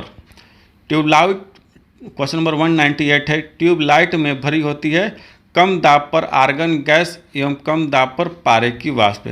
क्वेश्चन नंबर 199 है, एंटासिड होते हैं भस्म। एंटासिड क्या होते हैं? भस्म, यानी बेस होता है। क्वेश्चन नंबर 200 है, स्वर्णकारों द्वारा प्रयोग में आने वाला एकोरेजिया बनाया जाता है। क्वेश्चन नंबर 200 है, स्वर्णकारों द्वारा प्रयोग में आने वाला एकोरेजिया बनाया जाता है नाइट्रिक अम्ल तथा हाइड्रोक्लोरिक अम्ल को मिलाकर। नाइट्रिक अम्ल तथा हाइड्रोक्लोरिक अम्ल को मिलाकर। दोस्तों, अभी तक आप यहाँ तक वीडियो देख रहे हैं तो कृपया आप हमें एक लाइक दे दीजिए, जिससे कि हमारा मनोबल बढ़ा रहे। चलिए हमारा अगला स्टार्ट करते हैं। क्वेश्चन नंबर 201, pH एक मूल्यांकांक दर्शाता है। pH एक मूल्यांक दर्शाता है किसी घोल के अम्लीय या क्षारीय होने का मूल्यांक। pH एक मूल्यांक दर्शाता है किसी घोल के अम्लीय या क्षारीय होने का मूल्यांक। एक घोल का pH 3 से 6 तक बदलता है। इसमें हाइड्रोजन आयन की सांद्रता होती है 1000 गुना कम हो जाएगी। सांद्रता क्या हो जाएगी? 1000 गुना कम हो जाएगी। उदासीन विलयन तथा आसुत जल का pH मान होता है तो 7। आप सब जानते हैं कि जल का मान 7 के आसपास होता है, इसी कारण आपको पानी स्वादलेस यानी टेस्टलेस लगेगा, आपको कोई स्वाद नहीं लगेगा। अम्लीय विलयन का संभव pH मान होता है 7 से कम। अम्लीय 7 से कम होता है और क्षारीय 7 से अधिक और उदासीन 7 के बराबर होता है। और क्वेश्चन नंबर 205 है, 1 बिलियन लाल लिटमस को नीला कर देता है, तो बिलियन का pH है 7 से अधिक। यदि विलयन लाल को नीला कर दे तो क्या हो जाएगा, वो क्षार हो जाएगा, यानी उसका pH मान 7 से अधिक हो जाएगा।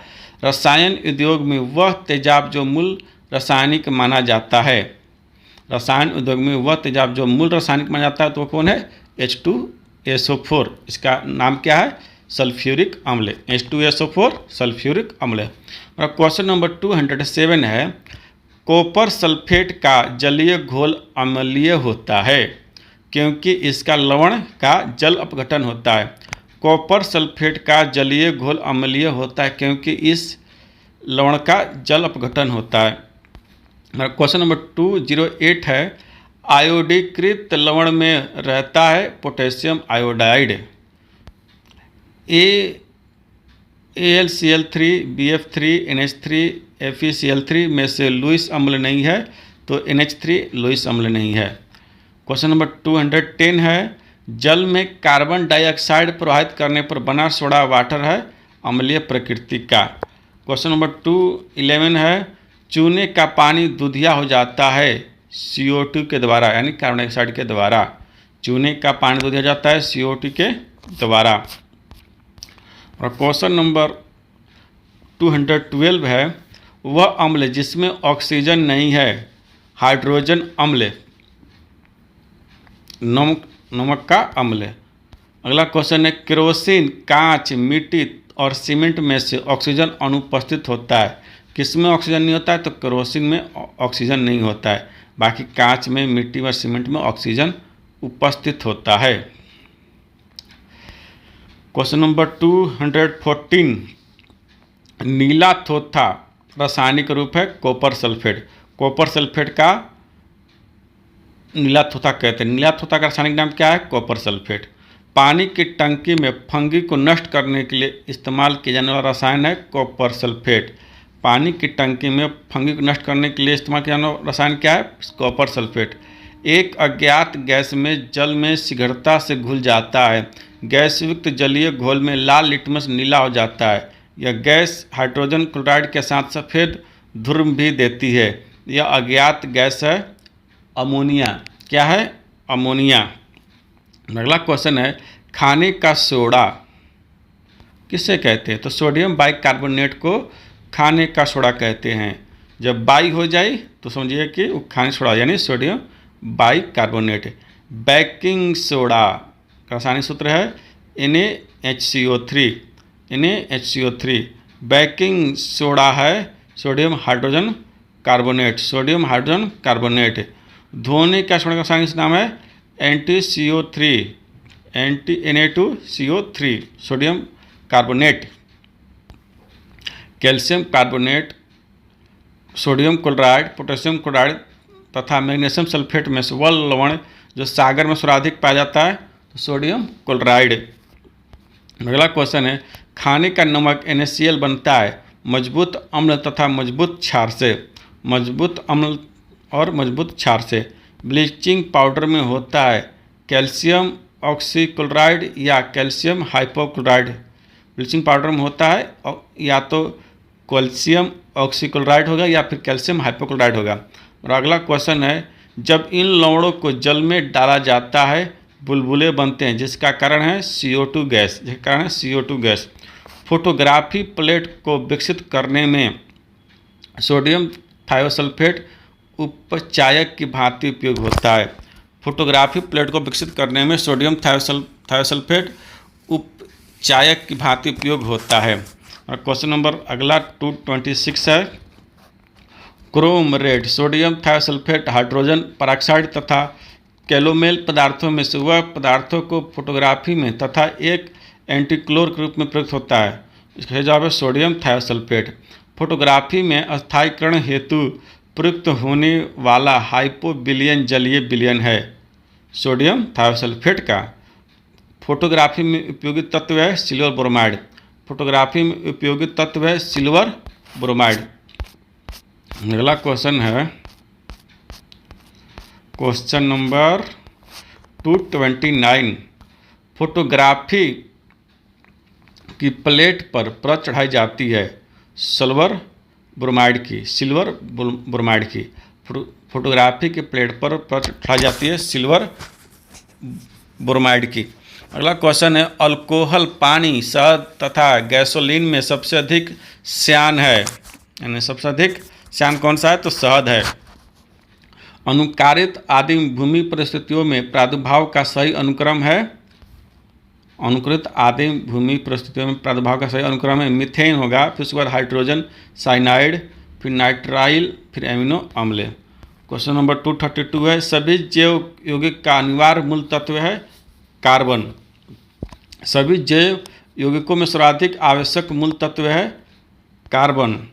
हाइड्रोकार्बनों के अणुभारों को बढ़ते अनुसार सही क्रम है, पहले मीथेन होगा, फिर इथेन होगा, फिर प्रोपेन होगा, फिर ब्यूटेन होगा, मीथेन, इथेन, प्रोपेन और ब्यूटेन। क्वेश्चन नंबर 235, एक हाइड्रोकार्बन में जिसमें कार्बन के 2 परमाणु द्विबंध जुड़े हो कहलाता है एल्कीन। द्विबंध रहेगा तो एल्कीन। प्रथम विश्व युद्ध में रासायनिक आयुध के रूप में प्रयोग किया गया था मस्टर्ड गैस का। मस्टर्ड गैस का उपयोग किया जाता है रासायनिक युद्ध में। विषाक्त मस्टर्ड गैस होती है द्रव रूप में। ब्यूटेन, मीथेन, प्रोपेन तथा रेडॉन में से वह गैस जो सिगरेट लाइटर में प्रयुक्त होता है, तो ब्यूटेन। भोपाल गैस त्रासदी हुई थी मिथाइल आइसोसाइनाइड के रिसाव के कारण। भोपाल गैस त्रासदी हुई थी मिथाइल आइसोसाइनाइड के रिसाव के कारण। छपाई में प्रयोग किए जाने वाले स्याही प्रयोग होती है मीथेन अपघटन से। छपाई में प्रयोग करने वाली स्याही प्राप्त होती है मीथेन अपघटन से। मीथेन गैस उत्पादन करने वाला क्षेत्र है धान का खेत। फल पकाने में सहायता करता है इथेफॉन। फल पकाने के लिए उपयोग में लाया जाता है कैल्शियम कार्बाइड। हरे फलों को कृत्रिम रूप से पकाने के लिए कैल्शियम कार्बाइड का प्रयोग किया जाता है क्योंकि वह उत्पन्न करता है एस्टिलीन। फलों को पकने बढ़ावा देता है एथिलीन। वह गैस जो गैस वेल्डिंग के लिए प्रयोग किया जाता है ऑक्सीजन तथा एस्टिलीन।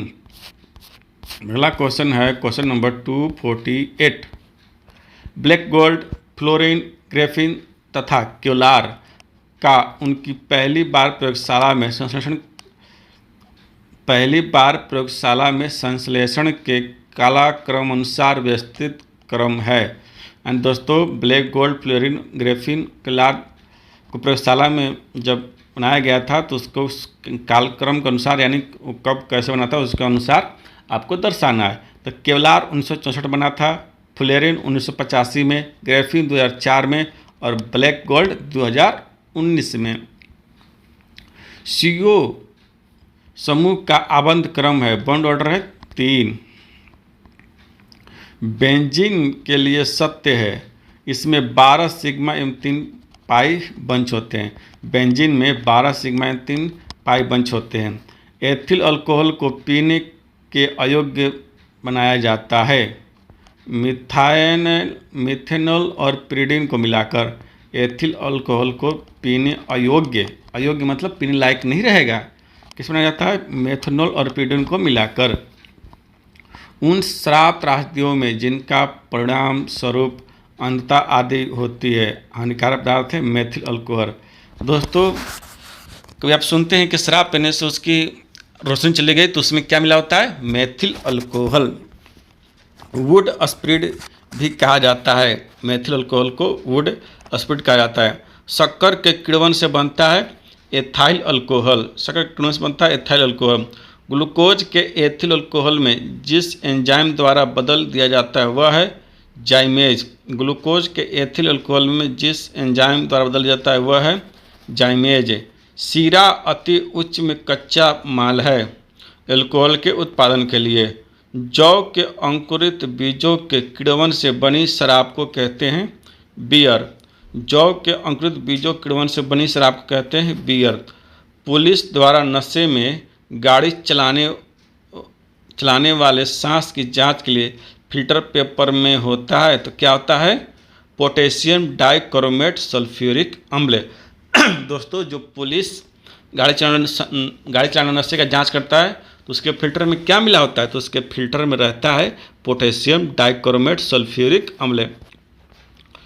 Ethyne neoprene, acetylene, hexane, butadiene, vinyl acetate, propane तथा स्टायरीन में वो जिसका प्राकृतिक रबड़ बहुलक है। प्राकृतिक रबड़ बहुलक सब जानते हैं, एस्पिरिन बहुत लंबा चौड़ा बना दिया है जो गलत बनाया है। ऊन, रेशम, चमड़ा तथा नायलॉन में वह प्राकृतिक बहुलक नहीं है, नायलॉन प्राकृतिक बहुलक नहीं है। रेयोन, लिनन, जूट तथा नायलॉन में से वह जो गैर सेल्यूलोजी रेशे का उदाहरण है तो नायलॉन। बेकेलाइट, रेशम, केवलार तथा लेक्सान में से वह जो प्रकृति बहुलक है तो रेशम। टेफ्लॉन, नियोप्रीन, पॉलिस्टीरीन, पॉलीथीन में वह बहुलक जो थर्मोप्लास्टिक नहीं है तो नियोप्रीन। घी, स्टार्च, प्रोटीन तथा रुई में से बहुलक नहीं है तो घी। अगला क्वेश्चन नंबर 265। पॉलीथीन के संश्लेषण में प्रयोग किया जाता है एथिलीन का। प्लास्टिक से उत्पन्न होती है पॉलीएथिलीन गैस।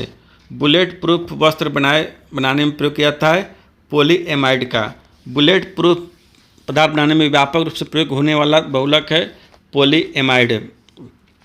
पॉलीकार्बोनेट, पॉलीयूरेथीन, पॉलीस्टाइरीन तथा पॉलीएमाइड में से वह बहुलक है जो बुलेट प्रूफ खिड़की बनाने में प्रयोग किया जाता है तो पॉलीकार्बोनेट। क्वेश्चन नंबर 270 है बुलेट प्रूफ जैकेट के निर्माण में प्रयुक्त बहुलक पदार्थ है केवलार। रेशेदार कांच, गन मेटल, शीशा तथा लेमिनेटेड कांच में बुलेट प्रूफ जैकेट बनाने में प्रयोग किया जाता है लेमिनेटेड कांच। क्या होता है? लेमिनेटेड कांच। दोस्तों इसमें हुआ क्या है, इस क्वेश्चन में जो लाइन दिया गया है इसमें आपको 4 ऑप्शन दिया गया। उसमें पूछा कि इसमें से कौन बुलेट प्रूफ जैकेट बनाने में प्रयोग किया जाता है। जैसे ऑप्शन दिया गया था रेशेदार कांच, गन मेटल, शीशा या लेमिनेटेड कांच। तो लेमिनेटेड कांच से बुलेट प्रूफ जैकेट प्रयोग बनाया जाता है। केवलार, गिलेक्टान तथा गिलेक्सान में से वो बहुलक जिनका उपयोग बुलेट प्रूफ वस्तु में बनाने के लिए जाता है तो इसका होगा केवलार तथा लेक्सान का। न चिपकने वाली कड़ाही के निर्माण में प्रयोग किया जाता है टेफ्लॉन का। टेफ्लॉन है फ्लोरोकार्बन। टेफ्लॉन क्या है? फ्लोरोकार्बन। टेफ्लॉन का सामान्य नाम है पॉलीटेफ्लोरोएथिलीन। टेफ्लॉन का सामान्य नाम है पॉलीटेफ्लोरोएथिलीन। टेफ्लॉन बहुलक है टेट्राफ्लोरोइथिलीन का। टेफ्लॉन बहुलक है टेट्राफ्लोरोइथिलीन का। बर्तनों को चमकीला बनाने के लिए उपयोग किया जाता है जिंक ऑक्साइड का। नायलॉन, टेफ्लॉन, केमोलॉक्टक्स तथा पॉलीस्टाइरीन में से पॉलीमर नहीं है तो कैप्रोलेक्ट्रम। दोस्तों इसमें 4 ऑप्शन दे दिया गया है नायलॉन, टेफ्लॉन, केमोलॉक्टम। पॉलीस्टाइरीन में से आपको जो पॉलीमर है उसको चुनना है तो कैप्रोलेक्टम पॉलीमर नहीं है। अगला क्वेश्चन है फाइब्रोइन, लेक्सान, नियोप्रीन तथा टेफ्लॉन में से कृत्रिम पदार्थ नहीं है तो फाइब्रोइन। फिनोल का प्रयोग जाता है बेकेलाइट के निर्माण में। बेकेलाइट बनता है, बेकेलाइट किससे बनता है तो फिनोल तथा फॉर्मेल्डिहाइड के संघनन से बेकेलाइट बनता है। फिनोल और फॉर्मेल्डिहाइड के संघनन से बेकेलाइट बनता है। क्वेश्चन नंबर 282 है सेल्यूलोज, स्टार्च, प्रोटीन तथा पीबीसी में से वह बहुलक जिसमें जैव निम्नीकृत नहीं किया जाता है तो वह है पीबीसी। और क्वेश्चन नंबर 283 है लंबे समय तक कठोर शारीरिक कार्य करने के पश्चात मांसपेशियों में थकान अनुभव होने का कारण होता है लैक्टिक एसिड का संचय। नींबू खट्टा होता है तो साइट्रिक अम्ल के कारण। अंगूर में प्रचुर मात्रा में पाया जाने वाला ऑर्गेनिक अम्ल है टार्टेरिक अम्ल। अंगूर, इमली तथा केला में प्रचुर मात्रा में विद्यमान रहता है टार्टेरिक अम्ल। फोटोग्राफी में प्रयोग किया जाता है ऑक्जेलिक अम्ल। बेकिंग पाउडर के निर्माण में प्रयोग किया जाता है टार्टेरिक अम्ल। सिरका एक जलीय घोल है एसिटिक अम्ल का। सिरके का रासायनिक नाम है एसिटिक अम्ल। हाइड्रोजन एवं ऑक्सीजन, ऑक्सीजन एवं एस्टिलीन, मीथेन एवं अवायु तथा कार्बन डाइऑक्साइड एवं मीथेन गैस युग्मों में से वह मिश्रण जो खाने में अधिकतर होने वाले विस्फोटों का कारण है तो मीथेन एवं वायु जो खाने में अधिकतर विस्फोटों का कारण बनते हैं। खाने में अधिकतर विस्फोट होते हैं मीथेन के साथ वायु के मिलने से। खानों में अधिकतर विस्फोट होते हैं। खानों मतलब नहीं सुनते हैं। खानों मतलब जैसे कि कोयला खान, उसकी बात हो रही है। कोयला खानों में, यानी कोयला खानों में अधिकतर विस्फोट कैसे होता है? तो मीथेन के साथ वायु मिलने से। ट्राई नाइट्रोटाइलून यानी TNT, tri nitroglycerine, cyclotrimethylenetrinitramine, RDX, potassium chloride तथा नाइट्रोक्लोरोफॉर्म में विस्फोटक नहीं है। आप इस समय से कौन विस्फोटक नहीं है? तो नाइट्रोक्लोरोफॉर्म विस्फोटक नहीं है। TNG, TNP, TNA तथा TNT में से वह विस्फोटक जिसका नाम नोबेल तेल है। आपको नोबेल विस्फोटक तेल का नाम क्या नाम है? TNG यानी ट्राई नाइट्रोग्लिसरीन। RDX का आविष्कार किसके द्वारा हुआ था? यानी RDX आविष्कृत हुआ था हैनिंग के द्वारा। हैनिंग के द्वारा RDX का खोज किया गया था। तरलीकृत पेट्रोलियम LPG का मुख्य आधार घटक क्या है? तो ब्यूटेन है। RDX का अन्य नाम है, तो RDX का अन्य नाम है cyclonite. Phosphorus, trichloride, mercuric oxide, graphite तथा नाइट्रोग्लिसरीन में से वह जिसे विस्फोटक की तरह प्रयोग किया जाता है तो वह है नाइट्रोग्लिसरीन। डायनामाइट के निर्माण में प्रयुक्त होने वाला रसायन है ग्लाइसरॉल ट्राइनाइट। डायनामाइट के निर्माण में प्रयुक्त होने वाला रसायन है ग्लाइसरॉल ट्राइनाइट्रेट। दोस्तों हमारा क्वेश्चन नंबर 300 है, ग्लिसरॉल, मेथनॉल, यूरिया तथा ऑक्जेलिक एसिड में से विस्फोटक के उत्पादन में प्रयोग किया जाता है ग्लिसरीन का। ग्लिसरीन विस्फोटक उत्पादन में प्रयोग किया जाता है। हमारा क्वेश्चन नंबर 301 है, कोल गैस, टार, कोर तथा पेट्रोलियम में से प्राकृतिक ईंधन है पेट्रोलियम। कोयला, पेट्रोल, प्राकृतिक गैस तथा डीजल जीवाश्म ईंधनों में से स्वच्छतम ईंधन है, तो प्राकृतिक गैस स्वच्छतम ईंधन है। एल्कोहल, ईथर, वाटर गैस तथा प्राकृतिक गैसों में जीवाश्म ईंधन है प्राकृतिक गैस। प्राकृतिक गैस का मुख्य घटक है मीथेन। हाइड्रोजन, चारकोल प्राकृतिक गैस तथा गैसोलीन में से अधिकतम ईंधन मान होता है हाइड्रोजन का। ऑक्टेन संख्या गुणता की माप है पेट्रोल की। सीटेन संख्या गुणता पर चालक के रूप में प्रयुक्त होता है डीजल के लिए। डीजल इंजन में प्रयुक्त ईंधन है डीजल की वाष्प और वायु का। खाना बनाने में प्रयोग किया जाने वाली गैस मुख्यतः है मीथेन का। बायोगैस संयंत्र से निष्कासित वह गैस जो ईंधन गैस के रूप में प्रयोग में आती है मीथेन। बायोगैस में मुख्यतः होती है कार्बन डाइऑक्साइड व मीथेन। गोबर गैस में मुख्यतः तत्व है मीथेन। एक बायोगैस में संयंत्रित होते हैं किण्वन की क्रिया। गोबर गैस प्रणाली का आविष्कार किया था डॉक्टर SB देसाई ने। लिक्विड पेट्रोलियम गैस का मुख्य अवयव है इथेन, प्रोपेन और ब्यूटेन। तरलीकृत पेट्रोलियम गैस का मुख्य आधार घटक है ब्यूटेन। घरेलू ईंधन के रूप में प्रयुक्त ईंधन गैस का एक मिश्रण है ब्यूटेन और प्रोपेन का। घरेलू LPG सिलेंडरों में दाब मापक नहीं प्रदान किए जाते हैं क्योंकि ये LPG सिलेंडरों में गैस की मात्रा को प्रदर्शित नहीं कर सकते हैं। सिलेंडरों में भरकर खाना पकाने वाली गैस की आपूर्ति की जाती है तरल के रूप में। अगला क्वेश्चन है, CNG है कॉम्प्रेट नेचुरल गैस। स्वचालित वाहनों के मुख्य प्रदूषण नियंत्रण हेतु प्रयुक्त CNG में मुख्यतः उपस्थित है CH4 यानी मीथेन। गैसोहॉल है एथिल अल्कोहल प्लस पेट्रोल। गैसोहॉल का मिश्रण है, गैसोहॉल किसका मिश्रण है? गैसोलीन और इथेनॉल का। कार के इंजन में नॉकिंग से बचने के लिए प्रयोग में लाया जाता है टेट्राएथिलेट का। टेट्राएथिलेट पेट्रोल मिलाया जाता है इसकी एंटी नॉकिंग रेटिंग यानी स्फोटन दर को बढ़ाने के लिए। ऑटोमोबाइल इंजनों में प्रति हीम के रूप में प्रयोग किया जाता है एथिलीन ग्लाइकोल का। भारी वाहन में डीजल का उपयोग किया जाता है उच्च क्षमता और आर्थिक बचत के लिए। गाड़ी को चलाने के लिए हाइड्रोजन गैस सुविधाजनक रूप से ईंधन के रूप में प्रयोग लाई जा सकती है यदि वह कम ताप पर किसी पदार्थ द्वारा शोषित हो ताकि वह निर्वातक द्वारा उत्पन्न तापमान पर मुक्त हो सके। भारत में पाया जाने वाला पदार्थ है हाइड्राइड है। खाने की वस्तुओं को परीक्षण में प्रयोग किया जाता है सोडियम बेंजोएट का। फलों के रस को सुरक्षित रखने के लिए उपयोग किया जाता है सोडियम बेंजोएट का।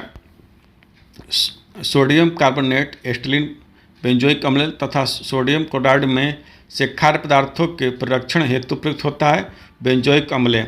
सोडियम क्लोरेट, पोटेशियम परमैंगनेट तथा ब्लीचिंग पाउडर में से वह शाकनाशक का उदाहरण है सोडियम क्लोरेट का। आलू के चिप्स प्लास्टिक थैलों में संकुलित किए जाते हैं नाइट्रोजन वातावरण में। आलू के चिप्स प्लास्टिक थैलों में संकुलित किए जाते हैं नाइट्रोजन वातावरण में। प्रशीतन खाद्य प्रशिक्षण में मदद करता है जैव रासायनिक अभिक्रिया की दर कम करके। नियान, ऑक्सीजन तथा फ्योन में से वह सामान्य प्रशीतक जिसको घरेलू प्रशीतकों में प्रयोग किया जाता है तो फ्योन। कच्ची चीनी का रंग विहीन करने हेतु जिस चारकोल का प्रयोग किया जाता है वह है एनिमल चारकोल।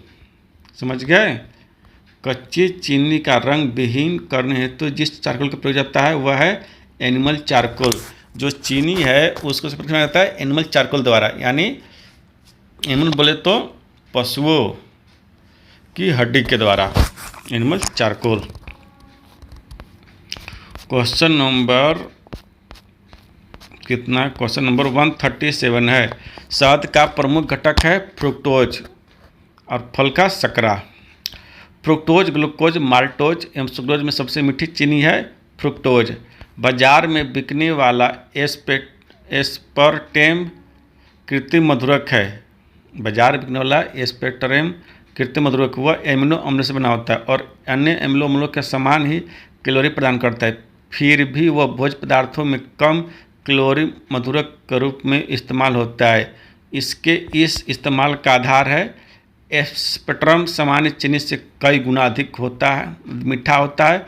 अतः यह थोड़े से एस्पर्टेम में बने भोज्य पदार्थ ऑक्सीकृत होने पर कम कैलोरी प्रदान करते हैं। समझ गए? क्वेश्चन नंबर 340 है। एस्प्रिन मिलती है एक पेड़ से। एस्प्रिन है एंटीपायरेटिक एवं एनाल्जेसिक। एस्प्रिन क्या है? एंटीपायरेटिक एवं एनाल्जेसिक। शांति कारक औषधि के रूप में प्रयोग होता है पोटेशियम ब्रोमाइड का। रक्त के हीमोग्लोबिन के साथ अनुत्तरणीय संश्लिष्ट बनाता है कार्बन मोनोऑक्साइड। दूध उदाहरण है एक इमल्सन का। दूध, खून, आइसक्रीम और शहद में से कोलाइड नहीं है तो शहद कोलाइड नहीं है। दूध को एकरूप किया जाता है इसके वसा कणों को सेंट्रीफ्यूज की सहायता से सूक्ष्म आकार में बदलकर। खुले में कुछ देर रखा दूध खट्टा हो जाता है लैक्टिक अम्ल के कारण। वह अम्ल जो दूध से दही बनाने के दौरान बनता है लैक्टिक अम्ल। वह अम्ल जो दूध से दही बनाने के दौरान बनता है लैक्टिक अम्ल। प्राचीन काल से दही जमाने की प्रक्रिया में जिस जीव की आवश्यकता होती थी वह है जीवाणु। लौंग में पाया जाने वाला सारभूत तेल है यूजेनॉल। आम, पपीता, अमरूद और केथे में से जेली बनाने हेतु सर्वाधिक उपयुक्त फल है अमरूद। कार्बनिक खाद्य हमारे लिए बेहतर माने जाते हैं क्योंकि वे बिना कृत्रिम खादों एवं कीटनाशकों के उपयोग के लिए उगाए जाते हैं। कार्बनिक खाद्य पदार्थों के बेहतर माने जाते हैं क्योंकि वे बिना कृत्रिम खादों कीटनाशकों के उपयोग के लिए लगाए जाते हैं। वे तत्व जो मानव पसीने के माध्यम से उत्सर्जित होते हैं sodium, potassium, calcium, magnesium, zinc, iron इत्यादि। हमारा क्वेश्चन नंबर 354 है। वनस्पति तेल, मोबिल तेल, केरोसिन तेल तथा कटिंग तेल में से साबुन बनाने में प्रयोग जाता है वनस्पति तेल का, यानी साबुन वनस्पति तेल से बनाया जाता है। साबुन ग्रीज को हटाता है पायसीकरण द्वारा। कार्बोनेट, बाइकार्बोनेट, बिस्फोट और सल्फेट में से कपड़े साफ करने में प्रयोग होने वाला डिटर्जेंट है सल्फोनेट। कार्बोनेट, बाइकार्बोनेट, बिस्फोमेट और सल्फोनेट में से कपड़े साफ करने में प्रयोग होने वाला डिटर्जेंट है सल्फोनेट। अपमार्जक है शोधन अभिकर्ता। गेहूं की खेती के लिए उपयोग करेंगे नाइट्रोजन उर्वरक का। नत्रजन यानी नाइट्रोजन, हाइड्रोजन, क्लोरीन और फ्लोरीन में से वह तत्व जो उर्वरक उपलब्ध नहीं कराते वह है hydrogen. Urea, ammonium sulphate, ammonium nitrate और कैल्शियम अमोनियम नाइट्रेट में से वह उर्वरक जो मृदा में सर्वाधिक अम्ल छोड़ता है तो अमोनियम सल्फेट। यूरिया है एक नाइट्रोजन युक्त कार्बनिक यौगिक। यूरिया क्या है? एक नाइट्रोजन युक्त कार्बनिक यौगिक। यूरिया में नाइट्रोजन प्रतिशत होता है लगभग 47% है, यानी एक्चुअल 46.7। यूरिया में उपस्थित होने वाला तत्व है कार्बन, हाइड्रोजन, ऑक्सीजन और कार्बन, हाइड्रोजन, नाइट्रोजन और ऑक्सीजन, यानी CHNO। यूरिया में नाइट्रोजन पाया जाता है एमाइड के रूप में। Ammonia sulphate urea diammonium phosphate तथा अमोनियम क्लोराइड में से वह उर्वरक जो 20 डिग्री सेंटीग्रेड पर जल में अपेक्षाकृत अधिक घुलनशील है, तो वह यूरिया है। 1 किलोग्राम नाइट्रोजन की आपूर्ति के लिए आवश्यक यूरिया की मात्रा होगी 2.2 किलोग्राम। जिस रूप में पौधे नाइट्रोजन प्राप्त करते हैं वह है नाइट्रेट। यूरिया उर्वरक के उत्पादन में प्रयोग किया जाता है कार्बन डाइऑक्साइड तथा अमोनिया का। भारत सरकार कृषि में नीम आलोपित यूरिया के प्रयोग में प्रोत्साहित करती है, क्योंकि नीम लेप मृदा में यूरिया घुलने की दर को धीमा कर देता है। DAP में फास्फोरस P2O5 तथा नाइट्रोजन पाई जाती है, तो P2O5 पाया जाएगा 18% नाइट्रोजन और 46% P2O5। 18% नाइट्रोजन और P2O5 46%, यानी फास्फोरस। और अगला क्वेश्चन है क्वेश्चन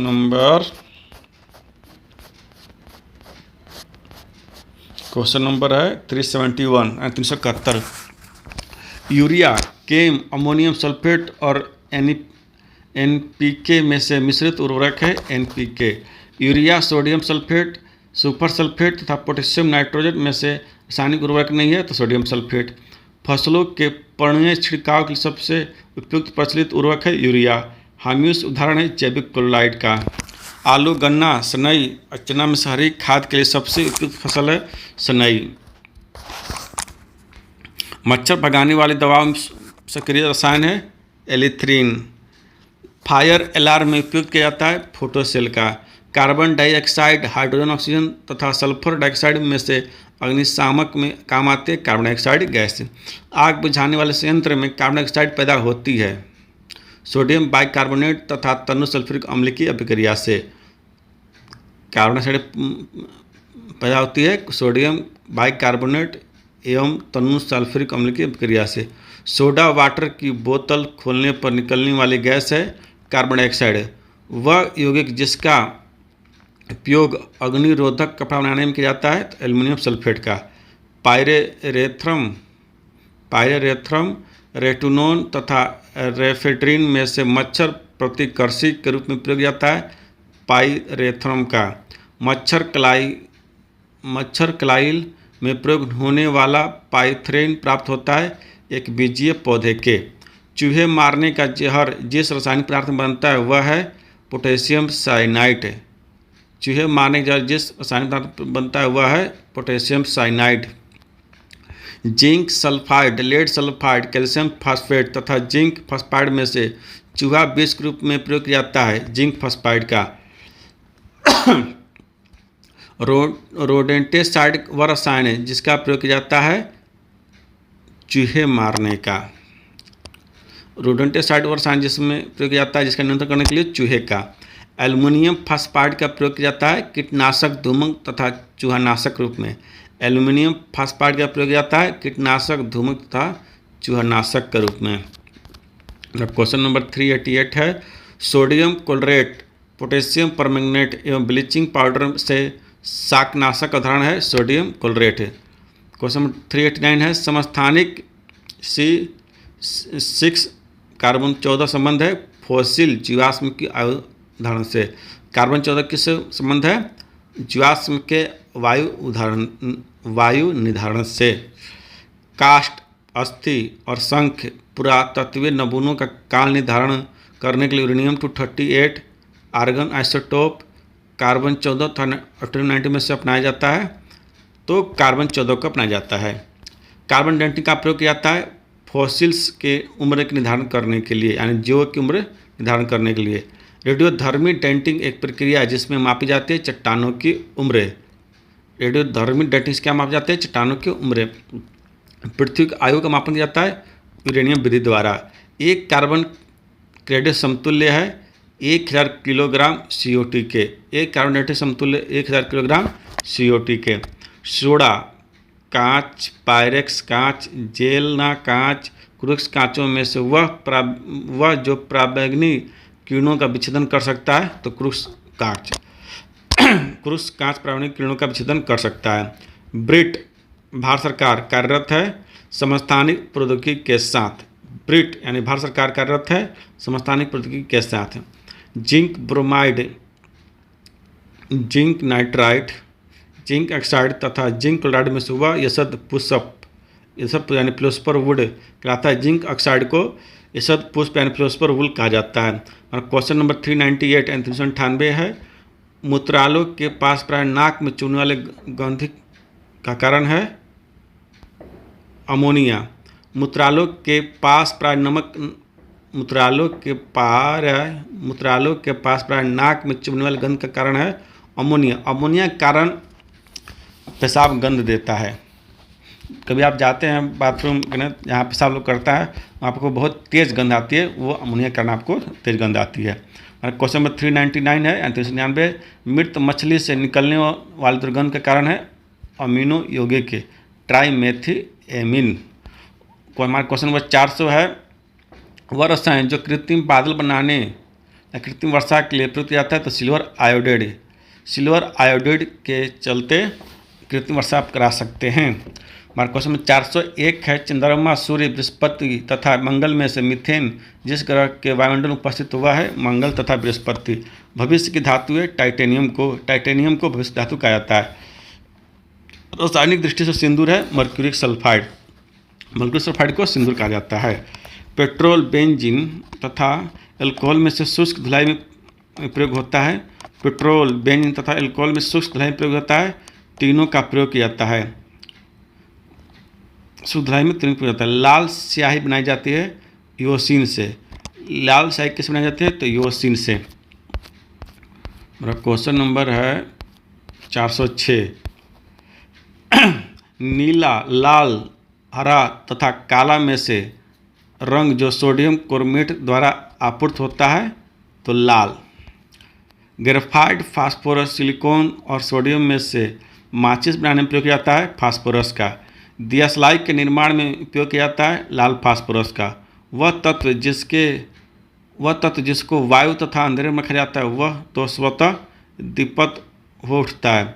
वह तत्व जिसको वायु तथा अंधेरे में रखा जाता है, स्वतः दीप्त हो जाता है श्वेत फास्फोरस से। दोस्तों इसमें यह कहना चाह रहा है, वह तत्व जो खुले वायु में रखा जाता है वह स्वतः जल उठता है, तो कौन सा है, श्वेत फास्फोरस। यानी श्वेत फास्फोरस आप हवा में रख दीजिएगा तो वह स्वयं जल उठेगा, यानी खुद जल उठेगा, उसको जलाने की जरूरत नहीं पड़ेगी। और क्वेश्चन नंबर 410 है, कार्बन नैनो ट्यूब्स CNTS बनाई जाती है सुमियो आइजिमा ने। कार्बन नैनो ट्यूब्स किसने बनाई थी, सुमियो आइजिमा ने। क्वेश्चन नंबर 411 है, भारत में निम्न ताप ऊष्मीय विलवणीकरण सिद्धांत पर आधारित प्रतिदिन 1 लाख लीटर अलवण जल उत्पादन के लिए प्रथम विलवणीकरण संयंत्र का प्रारंभ किया गया कौरती में। कहाँ किया गया, कौरती में किया गया, लक्षद्वीप कौरती में। भारत में जल विलवणीकरण संयंत्र स्थित है लक्षद्वीप एवं चेन्नई में। भारत में जल विलवणीकरण संयंत्र स्थित है लक्षद्वीप और चेन्नई में। क्षारीय भूमि सुधारक के रूप में कार्य करता है calcium sulphate. Edaphic, climatic, biotic तथा टोपोग्राफी में से मृदा से संबंधित है इडेफिक।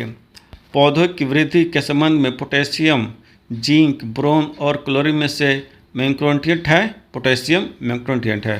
क्वेश्चन नंबर 416 है, द्रवित ऑक्सीजन या द्रवित हाइड्रोजन को औद्योगिक स्तर पर प्राप्त करने में प्रयुक्त प्रौद्योगिकी कहलाती है cryogenics.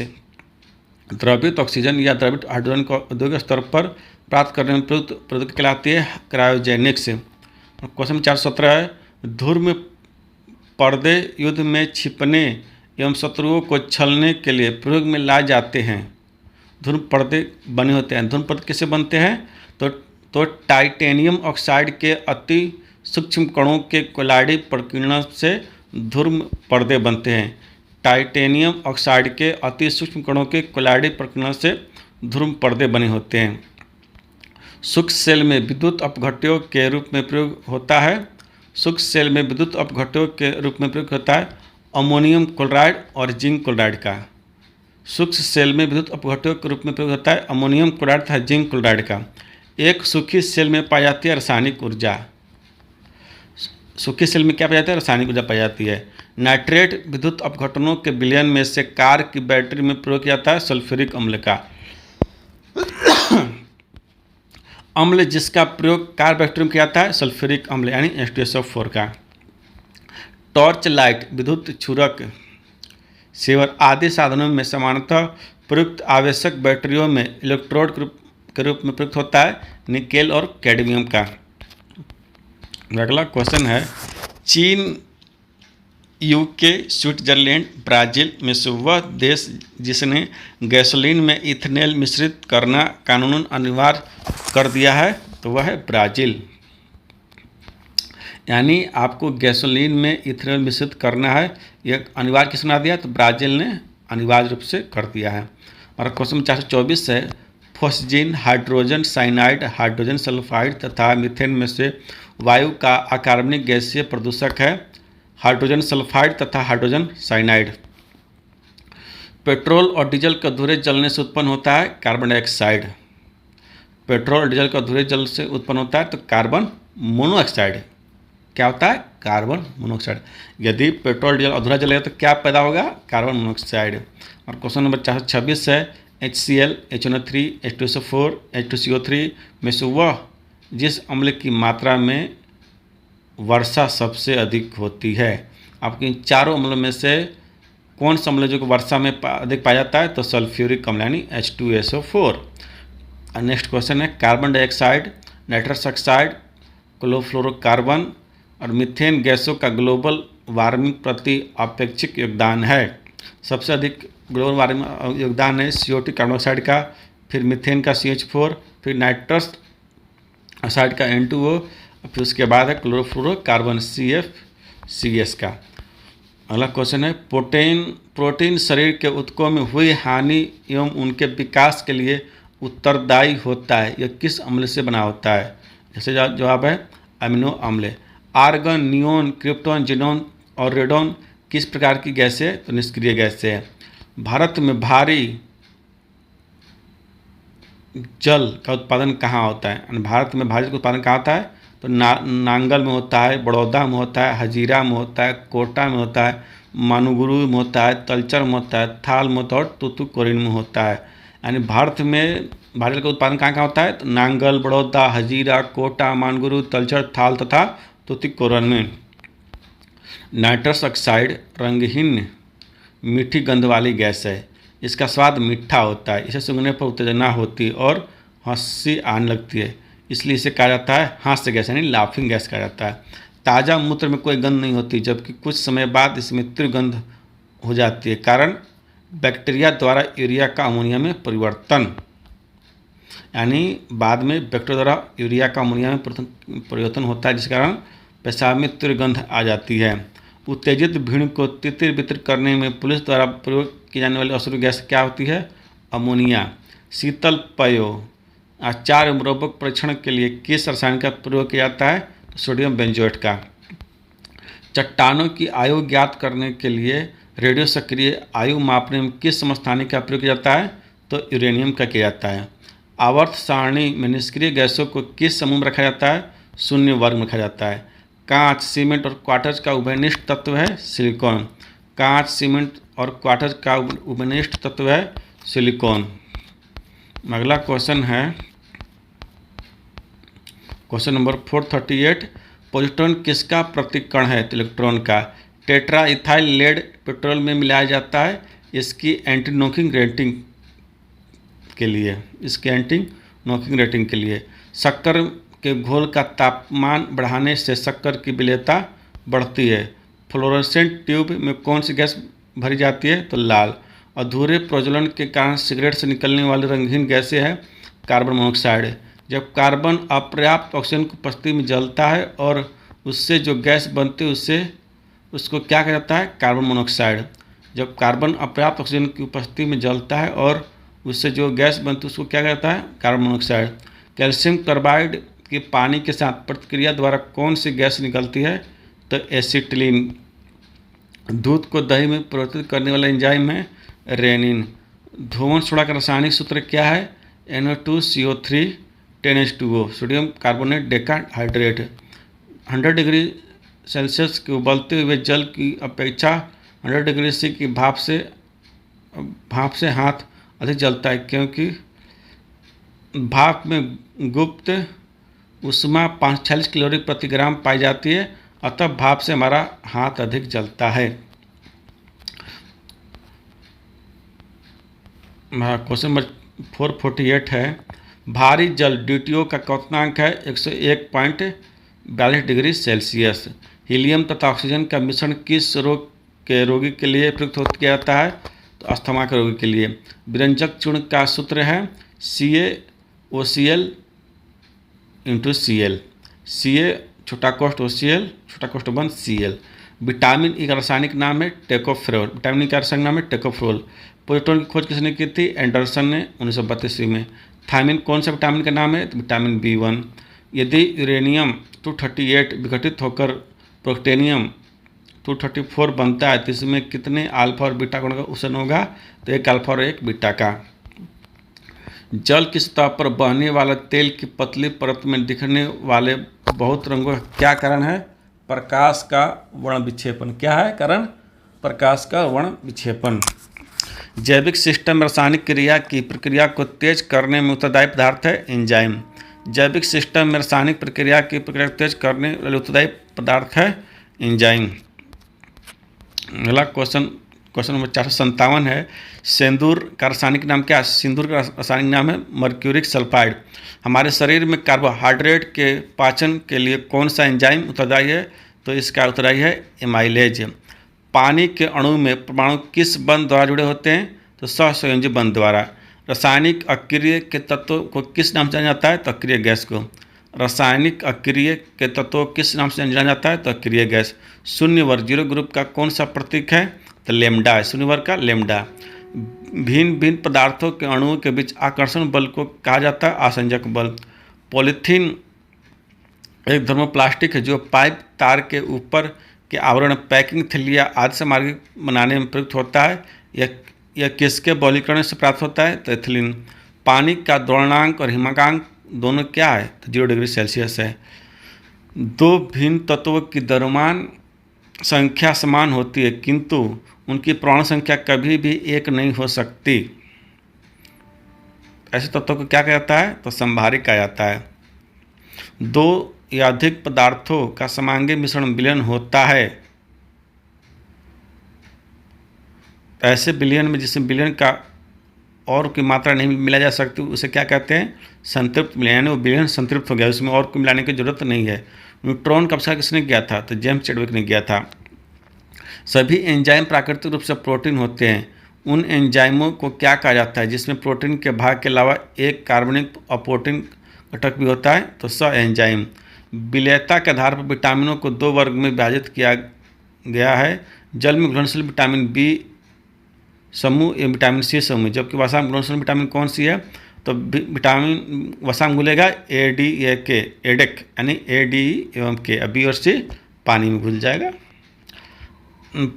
Fast breeder test reactor में ईंधन के रूप में प्रयोग किया जाता है uranium plutonium carbide. Fast breeder test reactor में ईंधन में प्रयोग किया जाता है uranium plutonium carbide. Question number 470 है, गैस वेल्डिंग के लिए किस गैस का प्रयोग किया जाता है, तो ऑक्सीजन और स्टीरीन के गैस मिश्रण का। दही खट्टा किस कारण होता है, लैक्टिक अम्ल की उपस्थिति के कारण। सर्वाधिक क्रियाशील हैलोजन है फ्लोरीन F2। सिनेबार किसका प्रमुख गैस है, तो पारे का है। वह पदार्थ जो समानांतर खाद्य संरक्षण में प्रयुक्त होता है बेंजोइक एसिड। एस्पिरिन का रासायनिक नाम है एसेटिक सिलिक एसिड। व्यंजक चूर्ण किसका ऑक्सीक्लोराइड है, तो कैल्शियम का। अणु कार्नोटाइट किसका गैस है, तो यूरेनियम का। कैलामीन किसका प्रमुख गैस है, जिंक का। टाइट्रियम किसका समस्थानिक है, हाइड्रोजन का। सेफार और लेपिस लेजुनी किसका आश्रय है, एल्युमिनियम के। थियामिन किस विटामिन का दूसरा नाम है, विटामिन B1 का। कांच को गहरा नीला रंग किससे मिलता है? कोबाल्ट ऑक्साइड से कांच को गहरा नीला रंग मिलता है। क्या बनने से खुला रखा दूध कुछ देर बाद खट्टा लगने लगता है? लैक्टिक अम्ल बनने से। उद्योग में पॉलीथीन का निर्माण किसके बहुलन से होता है? किसके बहुलक से होता है? इथिलीन के बहुलक से। एस्पिरिन का रासायनिक नाम क्या है? तो एसिटिल सैलिसिक एसिड। एस्पिरिन का रासायनिक नाम क्या है? Acetyl salicylic acid. पेट्रोल की गुणवत्ता पता की जाती है ऑक्टेन नंबर से। आइसोबार किसके उत्सर्जन के परिणाम स्वरूप उत्पन्न होता है? बीटा कण के उत्सर्जन से। जे रॉबर्ट ओपेनहाइमर के नाम के साथ जिसका आविष्कार जुड़ा है? परमाणु बम का। संगमरमर की रासायनिक संरचना क्या है? Calcium carbonate. संगमरमर की रासायनिक संरचना क्या है? Calcium carbonate. गाड़ी के सुव्यवस्थित एवं सुचारू रूप से चलने के लिए गैसोलीन में एंटी नॉक के रूप में कौन सा पदार्थ मिलाया जाता है? टेट्रा इथाइल सीसा। और क्वेश्चन नंबर 490 है, पेरोक्सीएटिल नाइट्रेट किस प्रकार के पौधों को मारता है? तो ये मारता है प्रकाश संश्लेषण क्रिया को बंद करके। यानी क्वेश्चन नंबर 490, पेरोक्सीएटिल नाइट्रेट किस प्रकार पौधों को मारता है? तो पौधों का प्रकाश संश्लेषण क्रिया को बंद कर देता है। न्यूक्लिय युद्ध के बाद न्यूक्लिय शीत की भविष्यवाणी किसने की? न्यूक्लिय शीत के बाद न्यूक्लिय शीत की भविष्यवाणी किसने की? कार्ल सागन ने। कोयले की खदानों में कोयले के धूल में सांस लेते रहने से कौन सी बीमारी होती है? एंथ्राकोसिस से। समुद्री जल में कौन सा धात्विक तथा अधात्विक तत्व बहुतायाम से पाए जाते हैं? तो सोडियम तथा आयोडीन। धात्विक में सोडियम और अधात्विक में आयोडीन। क्वेश्चन नंबर 494 है, 494, एस्कार्बिक अम्ल किस विटामिन का रासायनिक नाम है? तो विटामिन सी का। और क्वेश्चन नंबर 495 है, किस गैस का रुद्धोष्म संपीड़न में ताप क्या होता है? किसी गैस के रुद्धोष्म संपीड़न में ताप क्या होता है? तो बढ़ता है। और क्वेश्चन नंबर 496 है, फोटोग्राफी में अस्थायी कण के रूप में कौन सा रसायन इस्तेमाल किया जाता है? सोडियम थाइसल्फेट का। क्वेश्चन नंबर 497 है, क्रायोजेनिक इंजन का प्रयोग होता है रॉकेट में। और क्वेश्चन नंबर 498 है, हेमाटाइट किसका अयस्क है? लोहे का। और क्वेश्चन नंबर 499 है, भारी मशीनों में कार्बन का कौन सा अप्रूव स्नेहक रूप में प्रयुक्त किया जाता है? ग्रेफाइट का। और क्वेश्चन नंबर 500 है, शून्य वर्ग के तत्वों को किस नाम से जाना जाता है?